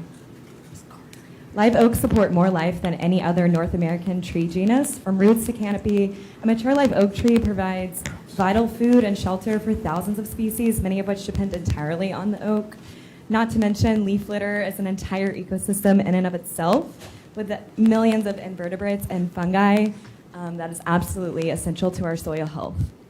Tree canopy and root systems of all trees filter the very air that we breathe and the water that we drink. The mechanism through which trees prevent floods is the same mechanism through which they mitigate drought, percolating water through the soil to our water tables. High-intensity rainfall with no trees, and thus eroded soil, is as unusable as no rainfall at all. Undoubtedly, trees flood and drought mitigation capacities outweigh any billion-dollar pump system. It is extremely concerning that these amendments are to allow road projects to cut down more trees when many of our roads are already not drivable due to flooding. The survival of our life here in the Low Country cannot afford the development of more unregulated impervious surfaces and less ecosystem services. Please understand the impact of these amendments and the dangerous precedent that they set. Again, there is a reason that they were voted unanimously against. Thank you. Rowan Emerson, Ashley Demosthenes, Craig Askew. Hi, Rowan Emerson, 47 Ash Street. I'm here with the Charleston Climate Coalition as well. I just want to say to council that I encourage you all to think about the trees in your own yards, on your streets, in your neighborhoods. And ask yourself, would you really want to live there if all of them were wiped away? Think about what makes the roads in Charleston County so beautiful. It's certainly not the asphalt that we use here in the Low Country. It's rather the rows of live oaks and other tree species that we see that stand like soldiers, providing us with clean air, floodwater mitigation, heat island reduction, and habitats for countless species. I encourage council to think about this every time you walk in the shade of a tree, every time you hear leaves rustle in the fall, or see birds and butterflies in the spring. Think of all these things that trees do for you. Think of them as your trees, as our trees, as your children's trees. And if JFK was here, he would probably say, ask not what trees can do for you, but what you can do for trees. Thank you. Thank you, sir. Blake Suarez. Ashley. Okay. Craig Askew. And then next is Blake Suarez. Good afternoon, good evening. My name is Craig Askew. I live at 987 Gadsdenville Road. Thank you, council, for sitting through tonight's meeting. I'd like to thank everybody who's here. I've learned a lot sitting here tonight, and something that I've known for quite some time. We live in one of the most beautiful places on earth. And what a recurring theme I've heard here tonight is history and culture. We get our history and culture from the land. I live in 10 Mile. I live in a place surrounded by trees, beautiful grand oak trees and water, and I see people coming from the other side of the county fighting to support those trees and that heritage that goes with those trees. I live in 10 Mile. We're fighting for the Historic Preservation Commission to protect black people's land, to protect black people, to protect people of Charleston County, to protect the people and the land and the trees of Charleston County. It's a simple ask. It's a recurring theme across the county. We ask that you do that. We look at people as people and people that want to protect their communities and the land. Thank you. Thank you. Blake Suarez, Sophia Pisano, Billy Walpole. Hey, thank you very much for having me. My name is Blake Suarez, and I'm a resident downtown, 63 Gordon. I'm a founding member of the Marsh Project, a very, very, very new community-based program of Carolina Ocean Alliance, and we're working to revitalize and advocate for our marshes. Originally, this started as a personal project with 2 other friends. We wanted to see if we could take care of 1 acre of marsh. Turns out a lot of permits are required to do this because of protections and ordinances. After realizing our community was itching for similar restorative outlets, we shifted to a bigger plan to create an ecological corridor spanning the peninsula from Halsey Creek to Newmarket simply by knocking on doors and giving away native plants. Native plants, including our native trees, the oaks, the pines, magnolias, sweet gums, many others. And I'm here tonight to express opposition to the proposed amendments regarding our protections for these trees. We have a very unique and cherished landscape here in Charleston, which we flaunt in our ads and in videos at the airport. I feel like the very first few scenes of any Charleston ad are of our grand trees, and photos of them are all over the county website. So the fact that we're all having to stand here to stand up for these trees feels very hypocritical. I urge you to prioritize the long-term environmental and aesthetic health of our community and respectfully request that you, Charleston County Council, reconsider and deny the proposed amendments to our tree protections. Thank you. Thank you, sir. Sophia Pisano, Billy Walpole, Douglas Hardman. Hi, my name is Sophia Pisano. I'm a senior at the College of Charleston, and I plan to live here when I graduate. I love these trees and want to protect them. The trees in question are old grand trees that are over 100 years old. You can't just replace them by planting new trees. It's just not the same thing. Even if you don't care about the environmental benefits of these trees, they're gorgeous and add so much to the culture, character, and aesthetic of the area. Not to mention, it's really hot here, and these trees create valuable shade. I'm sure the new roads that need to be built can be designed to go around these trees. Even if it's more expensive, it's worth the money to protect our environment. We have the Board of Zoning Appeals for a reason. We shouldn't just disregard them and give the City Council so much power. Let the zoning department do their job and make this decision. Charleston has lost so many trees over the years. We should protect the ones we still have. I love the look of this area and I care about the climate here. I'm also really worried about the flooding. I've experienced it many times while living here, and I certainly don't want it to get worse. These old trees absorb so much water, we really don't know how much worse the flooding might be without them. And one last thing, these trees are part of a delicate ecosystem, and removing groups of them disrupts wildlife, insects, and plant life. The reasons to protect these grand trees far outweighs the reasons to cut them down. We have to deny the proposed amendments to the tree protection ordinance. Thank you. Thank you. Billy Walpole, Douglas Hardman, David Quirk. Hello, Billy Walpole, 2286 Anchors Plantation Road on Wadmalaw. I just wanted to speak, and I meant to try to speak yesterday at the Planning Commission meeting, but I just wanted to thank the Commission for making what I consider a correction, frankly, to the 2018 change as it relates to the resource extraction. In the ag areas of the island, we have limited means of income, if you will, as alternatives to selling our land. So being able to obviously farm and do other things, wildlife or tourism, those are all wonderful, but to be able to dig a pond costs money, and to be able to pay for that pond, you can sell the material, but not being able to do that as a landowner is difficult, and being able to have that additional income is helpful. So I appreciate the Planning Commission making that, and the director for making that change. I would make one suggestion though, and rather than changing it even more restrictive than the 5 acre that is allowed with the GP1 permit, and doing the 2 acres and then the 1 acre. From an operational standpoint, a 5 acre pond's dug and the material is gone in 6 months. So it's over and done. The costs are extremely increased when you have to break the operation up into 3 operations rather than 1. So I would just make that one suggestion, but otherwise I wanted to thank the Planning Commission for making that suggestion and going back and adding that back to agricultural properties as a means of income. So thank you. Thank you. Douglas Hardman, David Quirk, Cecilia Spain. Doug left. Okay. David Quirk. Quick. Hi, my name is David Quick, and some people do say I'm very quirky. So, unlike my friend here who said he's not a tree hugger, I am a tree hugger.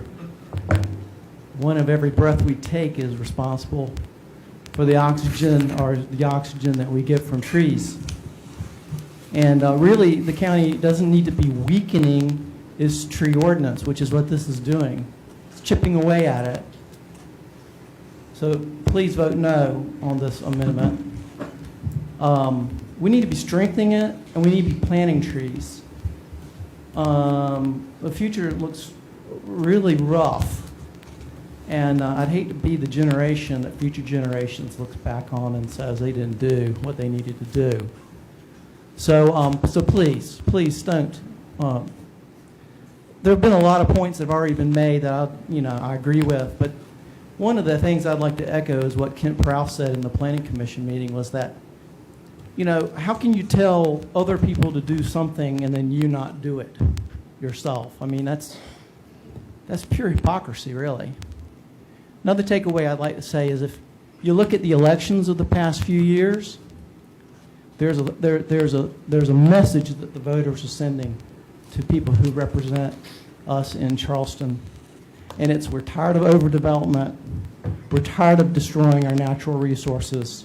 We're tired of putting the golden goose, the place that we love, is in jeopardy. And we don't need to be doing that anymore. We need to stop it. And if we don't, you might face face the consequences of that at the polls. Thank you. Thank you. Cecilia Spain is the last one. Hi, thank you for taking the time for letting me speak. I'm Cecilia Spain. I live at 61 Vanderhorst Street, downtown Charleston. I'm here to urge you to deny the proposed amendments for the Public Works exemption and maintain BZA oversight. Currently, all requests to remove protected trees, including grand trees, must be reviewed and approved by the BZA. Right. I could go on and on about the importance of trees and my personal and cultural beliefs regarding cutting them down, but like I said, I'm going to keep this brief. The trees in Charleston County are integral to its character and its resilience, particularly flooding, which is an ever-growing problem in Charleston, as we know. And I feel we keep looking for solutions to this problem while simultaneously ignoring Earth's built-in mitigation. I hope you take this into consideration and deny the proposed amendments. Thank you. Thank you. That's the last one. I think we'll take about a 5-minute break. And then we'll pick up our council meeting when we come back. Thank you.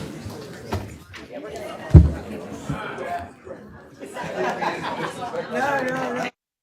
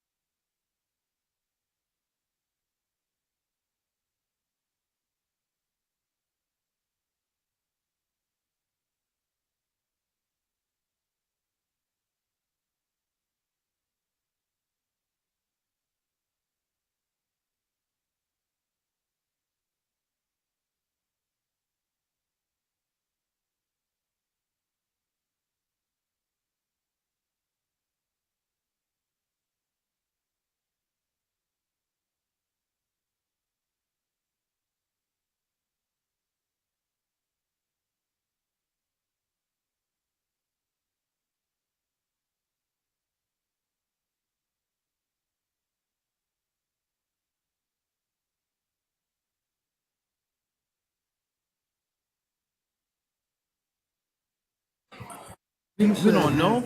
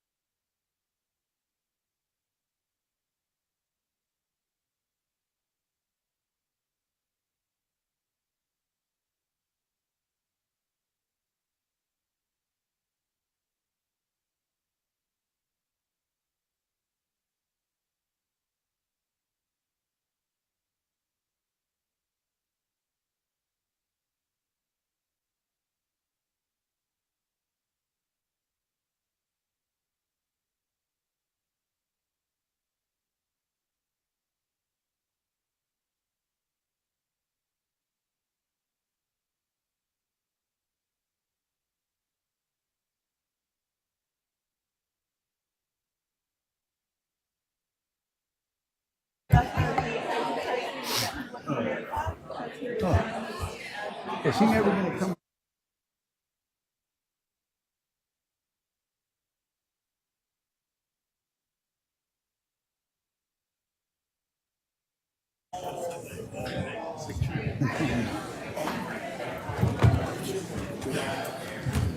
And now the meeting. Maybe he got some news from his doctor. I don't know. All right, everyone. This is our county council meeting. The first item of business is Mr. Pryor is going to give us a prayer, and Walt Smalls is going to lead us in a pledge. I'll be a short one tonight, brothers. Amen to that. Let us all stand. Our Father, we thank you, and as always, we invite your holy presence. We thank you for those that are present today. Thank you for this council, our chairman, and council members, and our staff. Direct our thoughts, guide our efforts, and help us to make the right decisions. In your name we pray. Amen. Of the United States of America and to the republic for which it stands, one nation, under God, indivisible, with liberty and justice for all. Freedom of Information Act. In compliance with the Freedom of Information Act, notice of meetings was posted and agendas were distributed to news media and persons requesting notification. Thank you, ma'am. Minutes of October 24. Moved by Mr. Pryor, seconded by Mr. Moody. Any additions, deletions, corrections? Hearing none, all in favor say aye. Aye. Opposed? The ayes have it. Thank you very much. For approval on 3A. Second. 3A, recognitions and resolutions. Thank you. Moved by Mr. Pryor, seconded by Ms. Honeycutt. America Recycles Day. Mr. Thomas Q, our Director of Environmental Management, are you here of the landfill? There he is. Can you come forward, sir? A resolution of Charleston County Council proclaiming November 15th, 2023 America Recycles Day. Whereas November 15th has been designated as America Recycles Day throughout the United States to educate our citizens about the importance and impact of recycling. And whereas recycling produces less waste, conserves resources, prevents pollution, saves energy, and helps cut greenhouse gas emissions. And whereas Charleston County is committed to reducing emissions from waste to protect our environment and reduce the amount of organic and inorganic materials that reach the landfill. And whereas in 2020, Charleston County's ordinance regulating single-use plastic went into effect to eliminate the use of single-use plastic carryout and merchandise bags, as well as certain plastic carryout and food packaging items. And whereas in 2023, through robust public education and local partnership, Charleston's regional residential compost program expanded to 14 drop sites with 6 jurisdictions now participating and has recycled over 150 tons of food scraps, diverting over 15 garbage trucks from the landfill since its inception. And whereas in 2023, Charleston County recycled over 100,000 tons of materials from approximately 165,000 households, and the county encourages commercial recycling through basic recycling service to businesses along the current service route. And whereas Charleston County works in concert with regional partners to collect and recycle materials that cannot be disposed of in a residential recycling bin, such as scrap metal, corks, fishing line, batteries, and oyster shells. And whereas Charleston County is providing residents a designated bin for pumpkin composting throughout the month of November at the Bees Ferry Compost Facility, the 14 food scrap drop sites located around the county, and at the West Ashley Farmers Market on November 19th.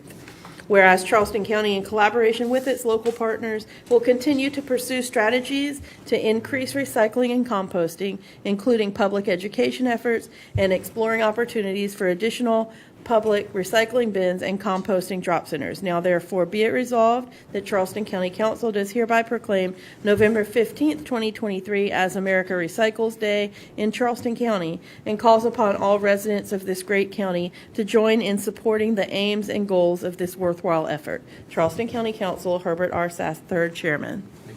Yes, sir.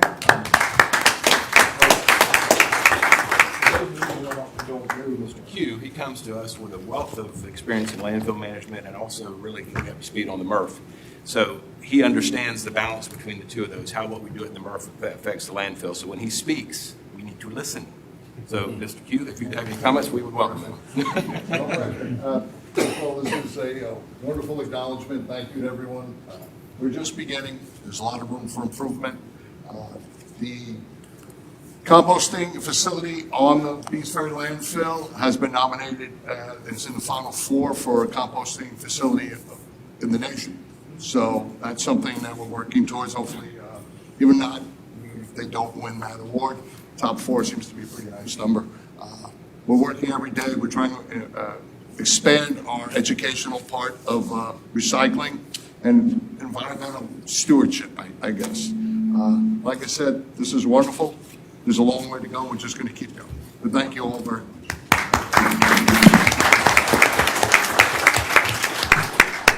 Thank you, Mr. Q.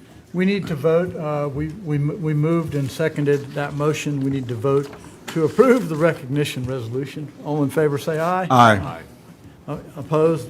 The ayes have it. Thank you very much. Next item, motions to reconsider 4A and 4B. I would like to propose that 4A and 4B come back for reconsideration to be considered in January. And I know that this is my motion to reconsider. I'll second it.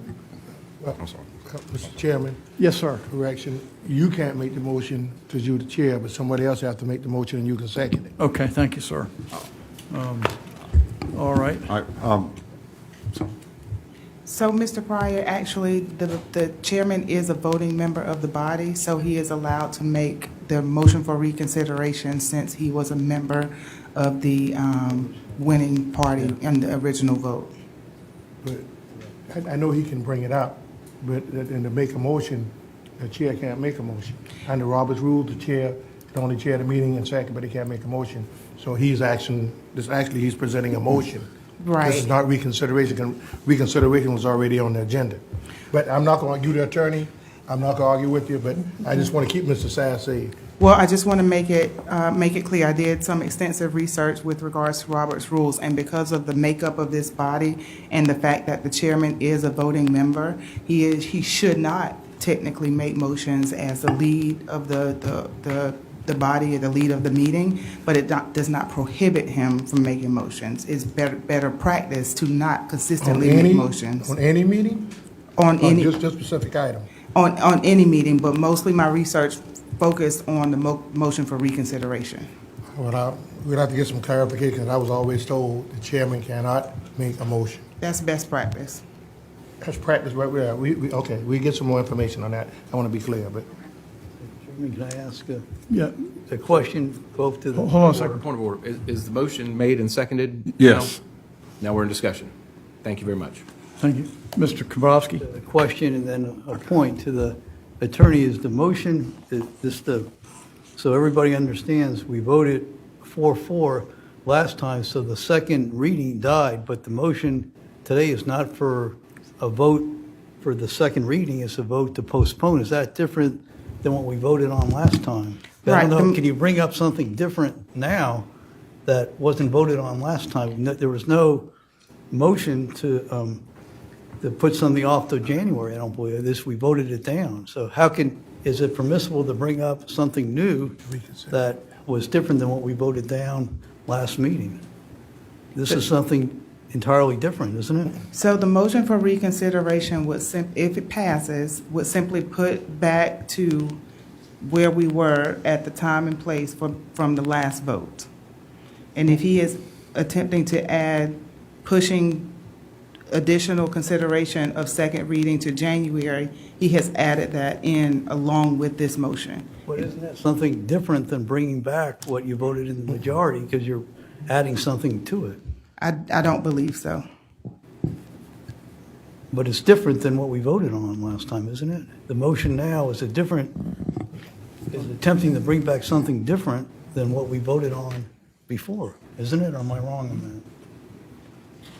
Go ahead, I'm sorry. If I'm wrong, I stand corrected. I'm sorry. Mr. Werman? Well, I just was going to try and, I think the idea is that it would come back. maybe it should, technically, it's sort of two motions. It's, and I think, we understand what's going on, but it would be, the reconsideration is bringing it back onto the table, and then it's as if we're back amongst the discussions of ourselves when someone could then make a second motion to postpone to January, which is what I originally asked for. So I would support that. Well, no, and I understand, but again, my point is, can you legally, with our rules, bring back something different than if you're voting in the majority, you can bring back that motion to reconsider, but can you, by the process of bringing that back, bring up something entirely different that wasn't voted on last time? That's my question. Well, go ahead. This for a clarification, if I'm wrong on that, I'm just asking. Mr. Boykin? Mr. Chair, would you reconsider just making the single motion, asking for reconsideration? Let's get that voted on, and then we can move on beyond that. I would gladly. Then I'll renew my second to that, sir. Mr. Pryor, you have anything? I'm just going to explain what Mr. Boykin said. The motion is to reconsider. Yes, sir. We vote on the reconsider. Yes, sir. And if someone wants to bring up a motion to defer until January, Yes. then that would be legal. Yes, sir. Because we still will be talking about the same thing we reconsidered. Pointing that out. Yes. Mr. Chair, may we just call for the question on that motion? Yes, can we have a roll call vote, please? Yes, sir.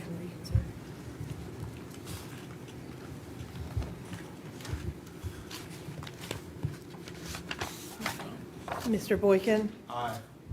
Mr. Darby? Mrs. Honeycutt? Aye. Mr. Kabrowski? Nay. Mr. Middleton is absent. Mr. Moody? Aye. Mr. Pryor? Aye. Mr. Werman? Aye. Mr. Sass? Aye. The motion to reconsider passes with a vote of 6 ayes, 2 nays, 1 absent. Mr. Chairman, Yes, sir. I'd ask for 4C. We're still on 4A and B. We're getting there. Mr. Chair, may I make a motion? Yes, sir. I'd like to request that we defer items 4A, 4B to our January. Second. Can we also ask staff to go and meet with the folks while can you add that into the motion? Certainly, I would add Mr. Pryor's request in my motion. Thank you. Any discussion, Mr. Moody? I'm going to support it. We got to get this right, but I want to remind everybody that your attorney has told this council, we have got a problem, a big problem, and we've got to get it solved. So I like Mr. Werman's original intention to move it to January for those reasons, but we've got to take the time to get this right over the holiday season, make sure we talk to who we need to talk to and get it right, because we've got issues. Thank you, Mr. Chairman. Mr. Kabrowski? I'm going to vote no on it, and I'll say why. I think we have a chance to end this tonight. We voted to end it last meeting, and we need to start over. And again, we heard from many people tonight of what the heart and soul of our county. This is part of the what makes it special and unique about Charleston and the legacy of what the historic settlement communities represent. The blood, sweat, and tears of generations, and the amendments take away the heart and soul of what preserves that. And I think if the concerns are about the specifics of the existing ordinance, this has been in existence for 5 years. And nothing in state law has changed one iota that would put that in jeopardy now that didn't exist 5 years ago. And if the desire is to get it better, you heard from many people in the community that are affected, then start from scratch, involve the community from day one, and let's make it better if that's, but have the community buy in from the beginning. There's no rush in this if nothing's changed in 5 years. It's the same part of the thing that we heard about the tree ordinance. Why are we changing all of our existing ordinances to pave the way for easier development and the ending of what is unique and special? Every day is in Charleston, over time, we see the eroding, what makes our community unique and special, why people want to live here. And I just see this as, we have a chance to end something and start it over from scratch with the input of the community. I don't see why we don't do that. Thank you, sir. Mr. Pryor? I mean, the reason I support this is the community was asking us to come back to them, but it was the ambition of some to say, well, no, let's just go ahead and do it in December, when the community was saying, you know, that they didn't mind a postponement, they didn't want a chance to have input. And so that's what I took from the community when we last met. And so that's why I was open to, you know, bringing this back and let them go out to the community. And if nothing changes, it still comes back to ask for a vote. This is not the final vote. It has to come back to council for a vote. And so I implore the community to get involved. Now, here's your chance to get involved. You were asking for staff to meet with you. You were asking for some type of compromise. And so now is the time to get it done. And that's why I supported bringing it back, because that's what I heard from the audience the last time I was sitting right here. Now, so, Mr. Gabrowski, that's why I voted to give the audience a chance and the constituents to meet with our staff to see what could be worked out. No harm, no foul. If it doesn't, then we move on. Okay, so it still have to come back and ask for a vote. So that's why I did what I did tonight, sir. I understand. I respect Yes, sir. what you have to say. I hear it carefully. I just would like to end it tonight and start from scratch. But the difference, but I respect what you say. Thank you, sir. Mr. Boykin? I call for the question, sir.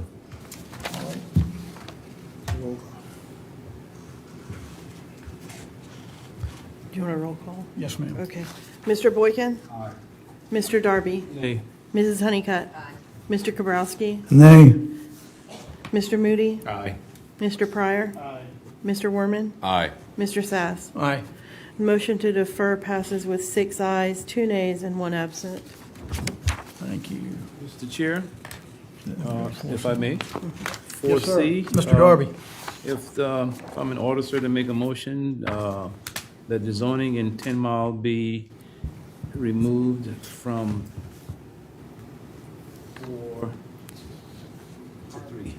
R4. R4. R4 to S3. Yes, And I'll second it. Mr. Chair, Mr. Darby, you have to bring it up for reconsideration and then make the motion. So your first Right.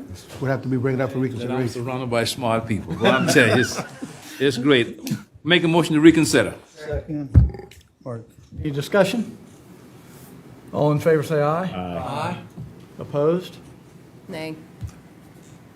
Now, sir? This is now, we've brought it up for Thank you, sir. reconsideration. So Well, now- whatever I said previously, ditto. So now you need to bring it up I for just did, sir. change the zoning. Okay. I'll second changing it from R4 to S3. That's Thank what you, Mr. sir. Darby, for the community. Are we going to take Notice, comment? pardon me? Are we discussing it? Yes, we have discussion right here. Ms. Honeycutt? I just want the community to understand why I voted no on this, and it is because this is a downzoning and there are proper tools in place, one of which we have all discussed, I believe. Part of the process of us implementing S3 zoning was to give you time before we adopted the ordinance changes to the historic preservation ordinance, so that no development or shifting could happen under the scene before we had a chance to change it. But that's not going to happen because we're not coming back until January, and then we could implement the overlay district. And so I feel like we're making, again, I've said this before, a reactive movement that not everybody may understand fully, but the public notices will go out if this is approved, and everybody's property will get a marker on it that says it's up for rezoning, and that process will move forward. I just want to make sure that everyone was clear on, one, the reason I voted the way I did and what the process will be going forward, but also would encourage the community to consider its overlay options as well. Any further discussion, Mr. Moody? Yeah, thank you, Mr. Chairman, and I'd like to thank Mr. Werman, too. We've had some good discussions about this, and thank you for, it's the good give and take, and I'm not quite there yet, but I'm close, still thinking. But I did have a question for Mr. Evans, maybe. A speaker said they had 248 of 300 signatures. I thought there was a lot more than 300 property parcels out there. There are more parcels than that in the overall historic district of 10 Mile. I believe what he was referring to is they had signatures that were in support of the R4 portions of 10 Mile, which is in the 300 and something range. And I think he said he had 200 and some odd numbers of signatures. Right. How many total is there? 350, 400? What's the number of? I think it was 380, I believe, of the R4. 50 of 380 signatures. Yes. Is what? Yeah. So that's where my problem still lies. If 250 people want their property downzoned, far be it for me to stop them, let them have at it. I'm worried about the 138 that don't know about this. Now, if the 100, or even more so, how can they be carved out of this thing versus a blanket zoning? So I'm not there yet, but I'm still waiting and watching. I'm not opposed if it goes forward, but that's the 138 that are still out there is what concerns me. Thank you, Mr. Chairman. Mr. Kabrowski, a quick point in this, to anybody who's never been there, this is a huge step to help the community, and I applaud Mr. Darby for bringing this back. And for anybody that doesn't understand the significance of this, I've been through there hundreds of times, and the 10-mile community is immediately north of the last subdivisions of Mount Pleasant that of Park West and Carolina Park. So this is the next step in the step of development. So this will slow it down and not allow for the subdivisions to grow. But this is, in my opinion, what this is all about in changing the Historic Preservation Commission. That's the next step for developers to move north. And I'm pledged to, we're overwhelmed with traffic and changing the unique historic landscape of the people that live there. So although I'm disappointed about the first vote, this is a huge step, at least in the right direction. So I encourage everybody to vote for it. Thank you. Thank you. Mr. Pryor? Question for Mr. Evans. So, everybody's going to get a letter, all 500 people, whatever. But let's just say for semantics, if those 138 people decide they don't want to have a zoning change, they got an option to opt out, right? Well, they would come to, their properties being posted for consideration for Right. planning commission to make a recommendation and council to come. So their option would be to come to planning commission, write letters, or call council members and say, hey, I don't want this. Right. And then council can decide. Council from can there. decide whether we're going to let them opt out. So there Yes, is sir. I Yeah, want Mr. Moody to understand there is a process. Right. If they wanted to opt out, those 138 and says, no, I don't want to. And then that would be up to county And if council. council says, no, y'all don't have to, then, that either 238 or whatever it is, they still would get the S3 zoning. Mr. Pryor, you finished? Thank you. Mr. Evans, I just want to make sure I had the same question. So it will go through the process. They'll be notified. They'll have the opportunity to accept or not accept. They'll have the opportunity to come to speak to planning commission and council and tell Right. them whether or not they want it or not. As staff, we would be fulfilling council's request of going out to do the process of rezoning. From there, it would be up to county council to say no or yes to. Yes, sir. Thank you Yeah. very much. Thank you very much. Mr. Moody? Oh, Mr. Warman? No, I think we got there. I was just going to kind of level set here. I mean, again, this was conceived of sort of with the idea that down the road there is an overlay district coming. If that, laps it, then maybe that it is something that can be dropped. But to the extent that the overlay district is further down the road than what would be sort of a stopgap measure, this seemed like a way to preserve a protection that we all believed and as of today still exists, but is potentially going to be removed. And so the idea, in addition to giving time for folks to meet with staff and maybe make any sort of adjustments to the HPC ordinance itself, the other idea of the last two votes we had of pushing things to January was that this would move further along so that there's not that longer gap between them. So, and to your point, yes, there would be a mechanism to carve folks out. We could talk about whether that makes sense when you couldn't have been carved out of the historic district, but nevertheless, that mechanism would exist. And I think to the broader point, folks, we're going to vote on this like 4 more times. So, I'm very encouraged to hear that there's a lot of interest from the community. I think that's good. I think we need to make sure, because this isn't something we normally do. And so I think, making sure that everybody gets the news and everybody can weigh in is super important, but we have time to do that. So I'll support it, obviously. Any more questions? Hearing none, we'll have a roll call vote, please, ma'am. Yes, sir. Mr. Boykin? Aye. Mr. Darby? Aye. Mrs. Honeycutt? Mr. Kabrowski? Aye. Middleton's absent. Mr. Moody? Not yet. Is that a Nay. nay? Okay. I didn't know if it was a nay or you wanted me to come back Close. to you. Okay. Put a slash Mr. down Pryor. there. Yes. Mr. Werman? Aye. Mr. Sass?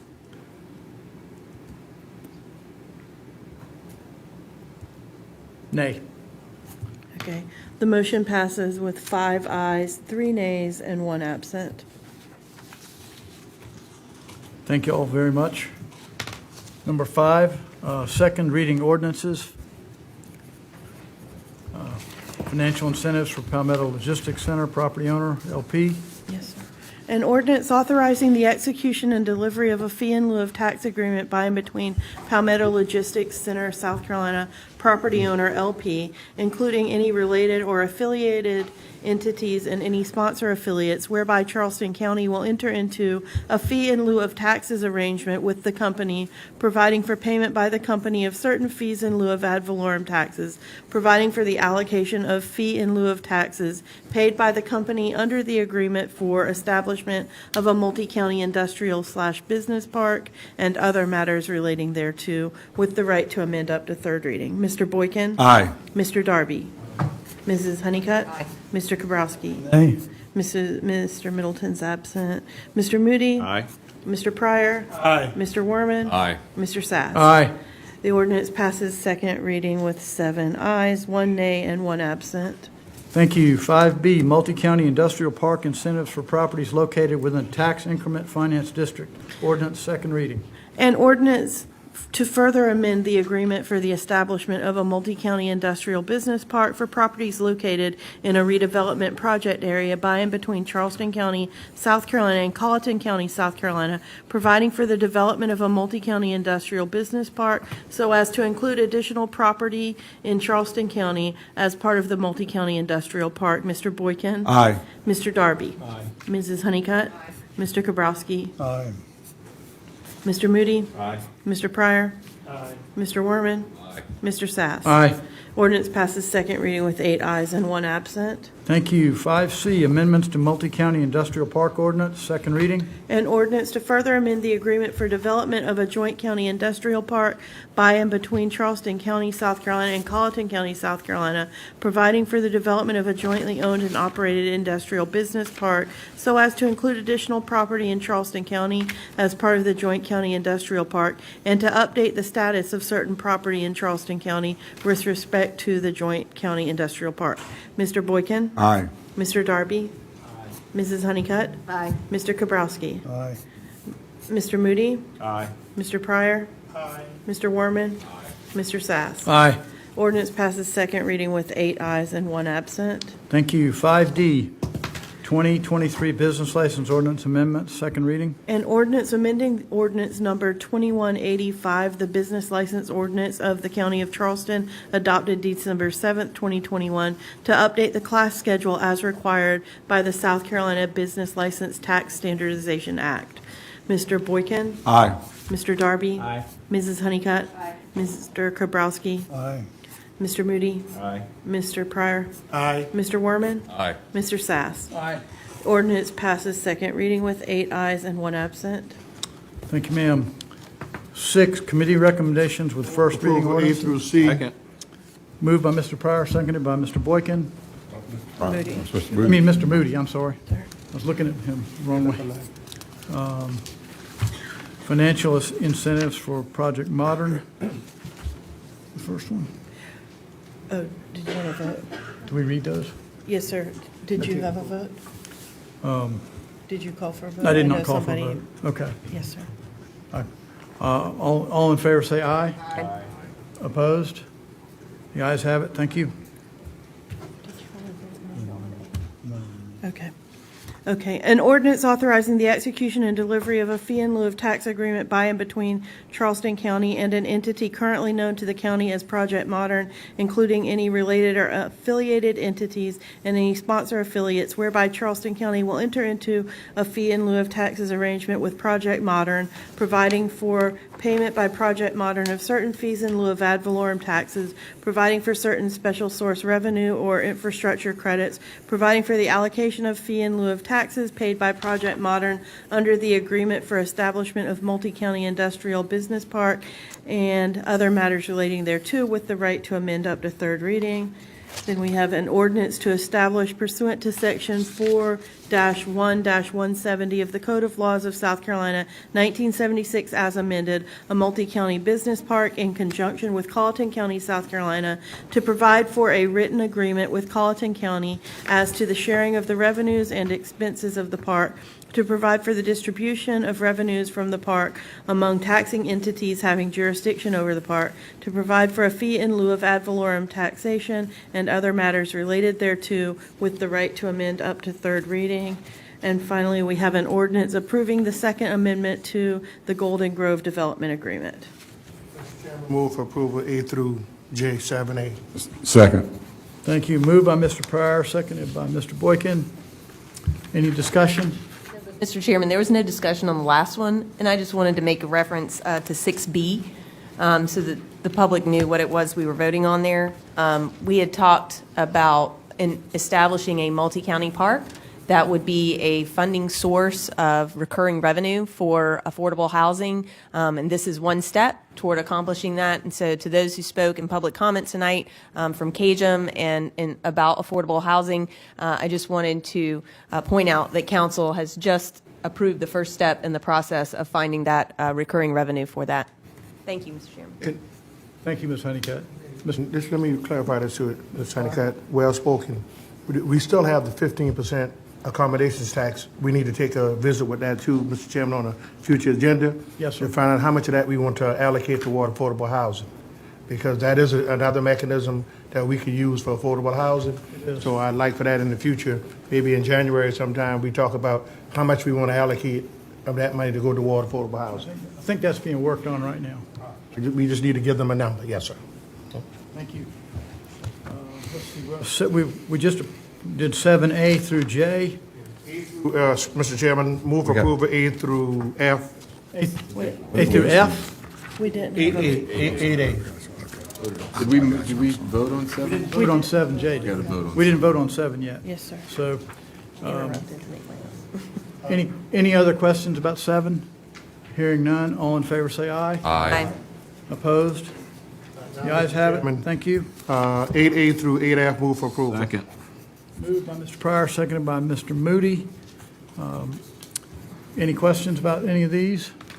Hearing none, all in favor say aye. Aye. Aye. Opposed? The ayes have it. Thank you very much. 9, Greenbelt items. For approval A through H. Second. Seconded by Ms. Honeycutt.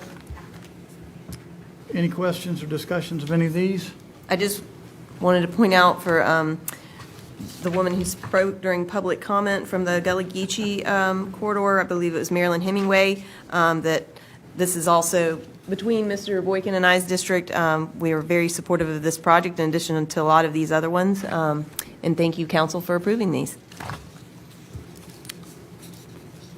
Thanks. Thank you, Mr. Davis, and for everyone else that's worked on this. A lot of work went into this. All in favor say aye. Aye. Opposed? The ayes have it. Mr. Moody?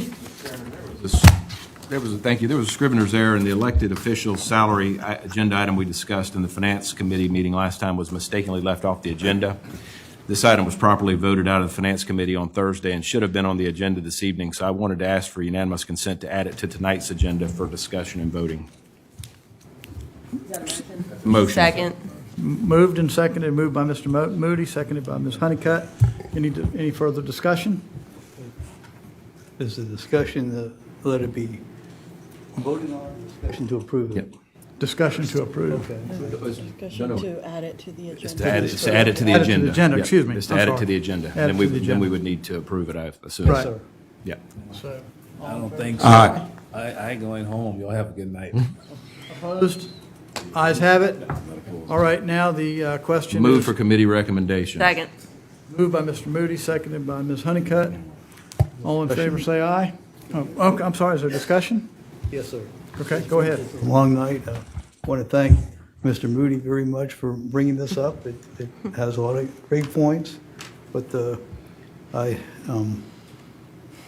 respectfully heard what you said, and again, thank you for the time and energy. It makes things better than they are now, but I can't vote for it because I don't think I can vote for the 5% increase, and that it's up to the voters to decide the competency and if somebody's doing a good job, and for those of us who work in, I would also ask for truth in advertising, that when they list the salary, as I asked last week, that everybody's compensation on these things, they get 42% and benefits on top of that. I would ask if we list this to include that for their salary is not 125 or 150, because in the real world, when I get paid, I don't know, my benefits and everything comes out of what I make, not in addition.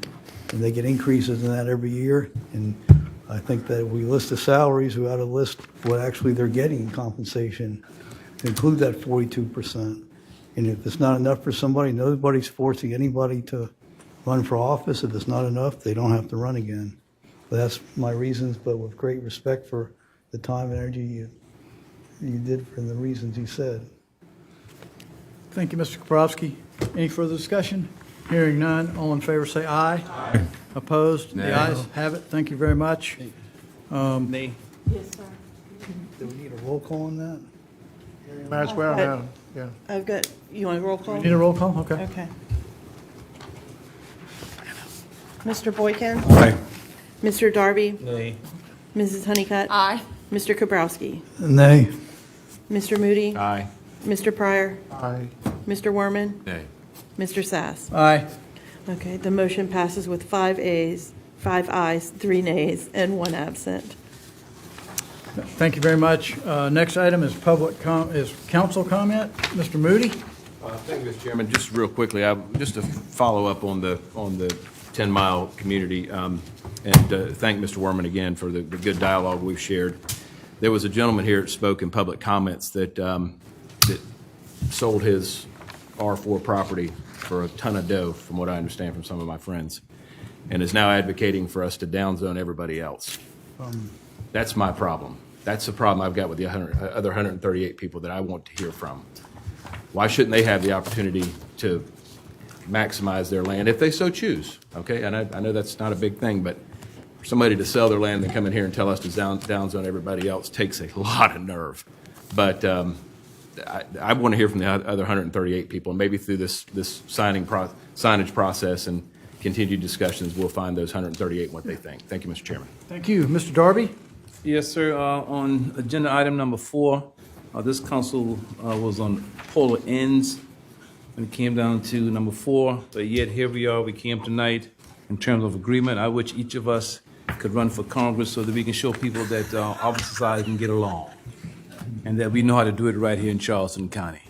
But if they were a most valuable player here, I'd also like to thank Mr. Boykin as well as Mr. Kabrowski in terms of what you have done and the foresight that you have here. Not that others don't have foresight, but I appreciate it. Also, Mr. Sass, you're a great chairman, sir. I appreciate your ease of tone, the way you handle your meetings, sir, and trying to get people to work along. I'm very appreciative of all that, sir, and I just want to say thank you very much. Thank you, sir. Mr. Kabrowski?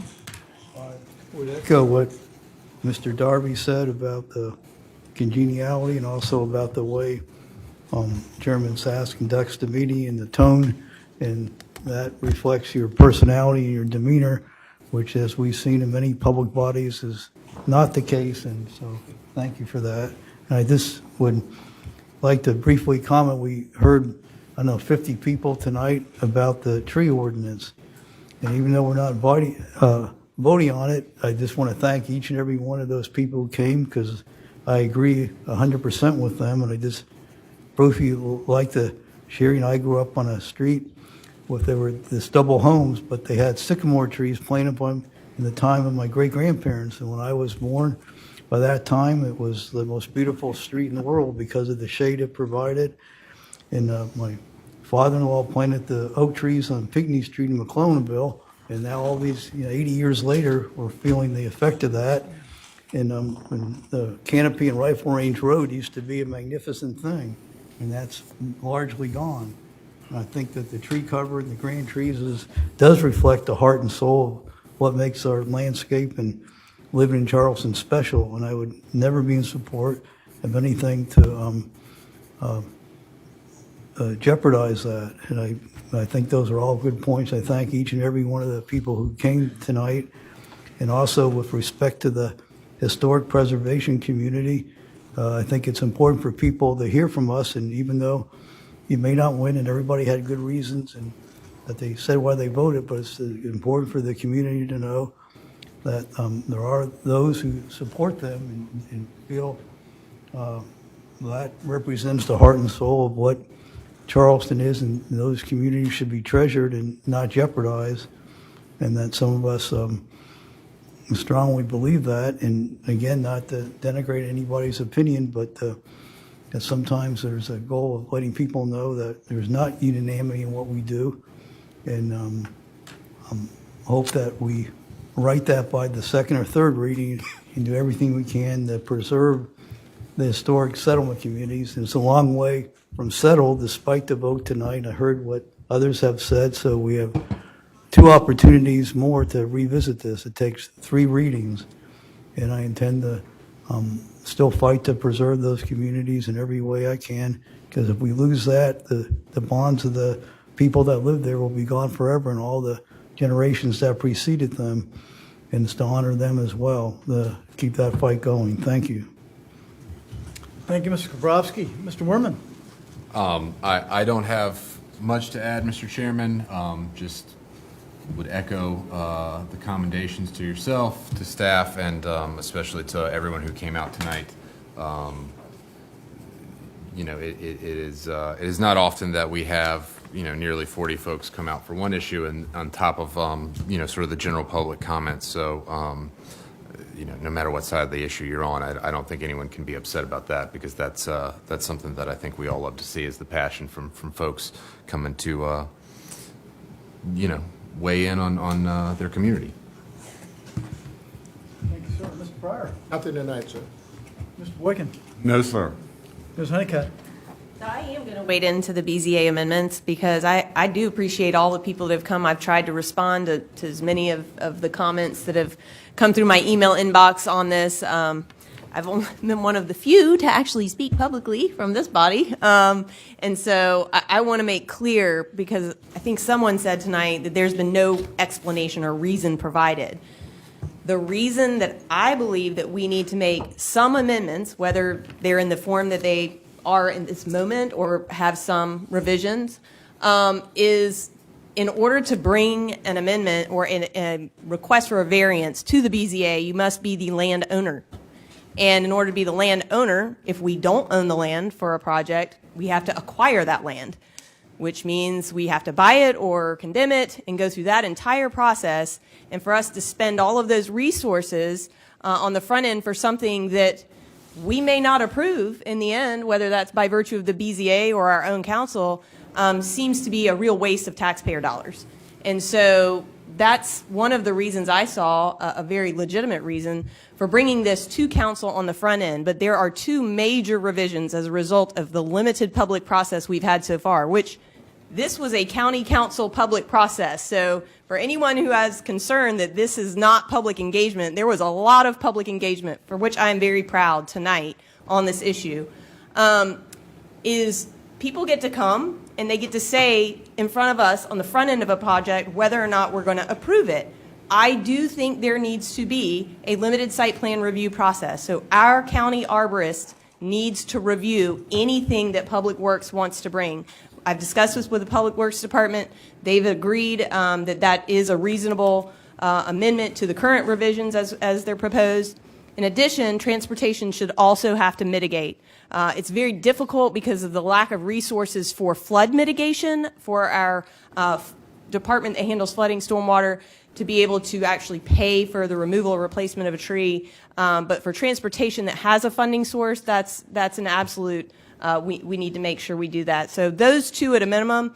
Please know, everybody that's commenting, you are being heard. And we will continue to revise. The reason we have a public process and have 3 readings is so that we can tweak and make those changes as we go to better the revisions we're trying to achieve. But by no means do I have any intention of turning Charleston County into a concrete jungle. Thank you. Thank you, Ms. Honeycutt. Mr. Tootin? Nothing tonight, sir. Ms. Ham? Thank you all. It was a long meeting tonight. We went through a lot. I'm real proud of this council. It's a good council. I think we work well together. Sometimes we don't start out seeing the same thing, but I think we work really well together. I'm real proud to be part of this particular council and our staff as well. I want to thank y'all all for your help in getting through everything that we get through. So thank y'all very much. This meeting's adjourned.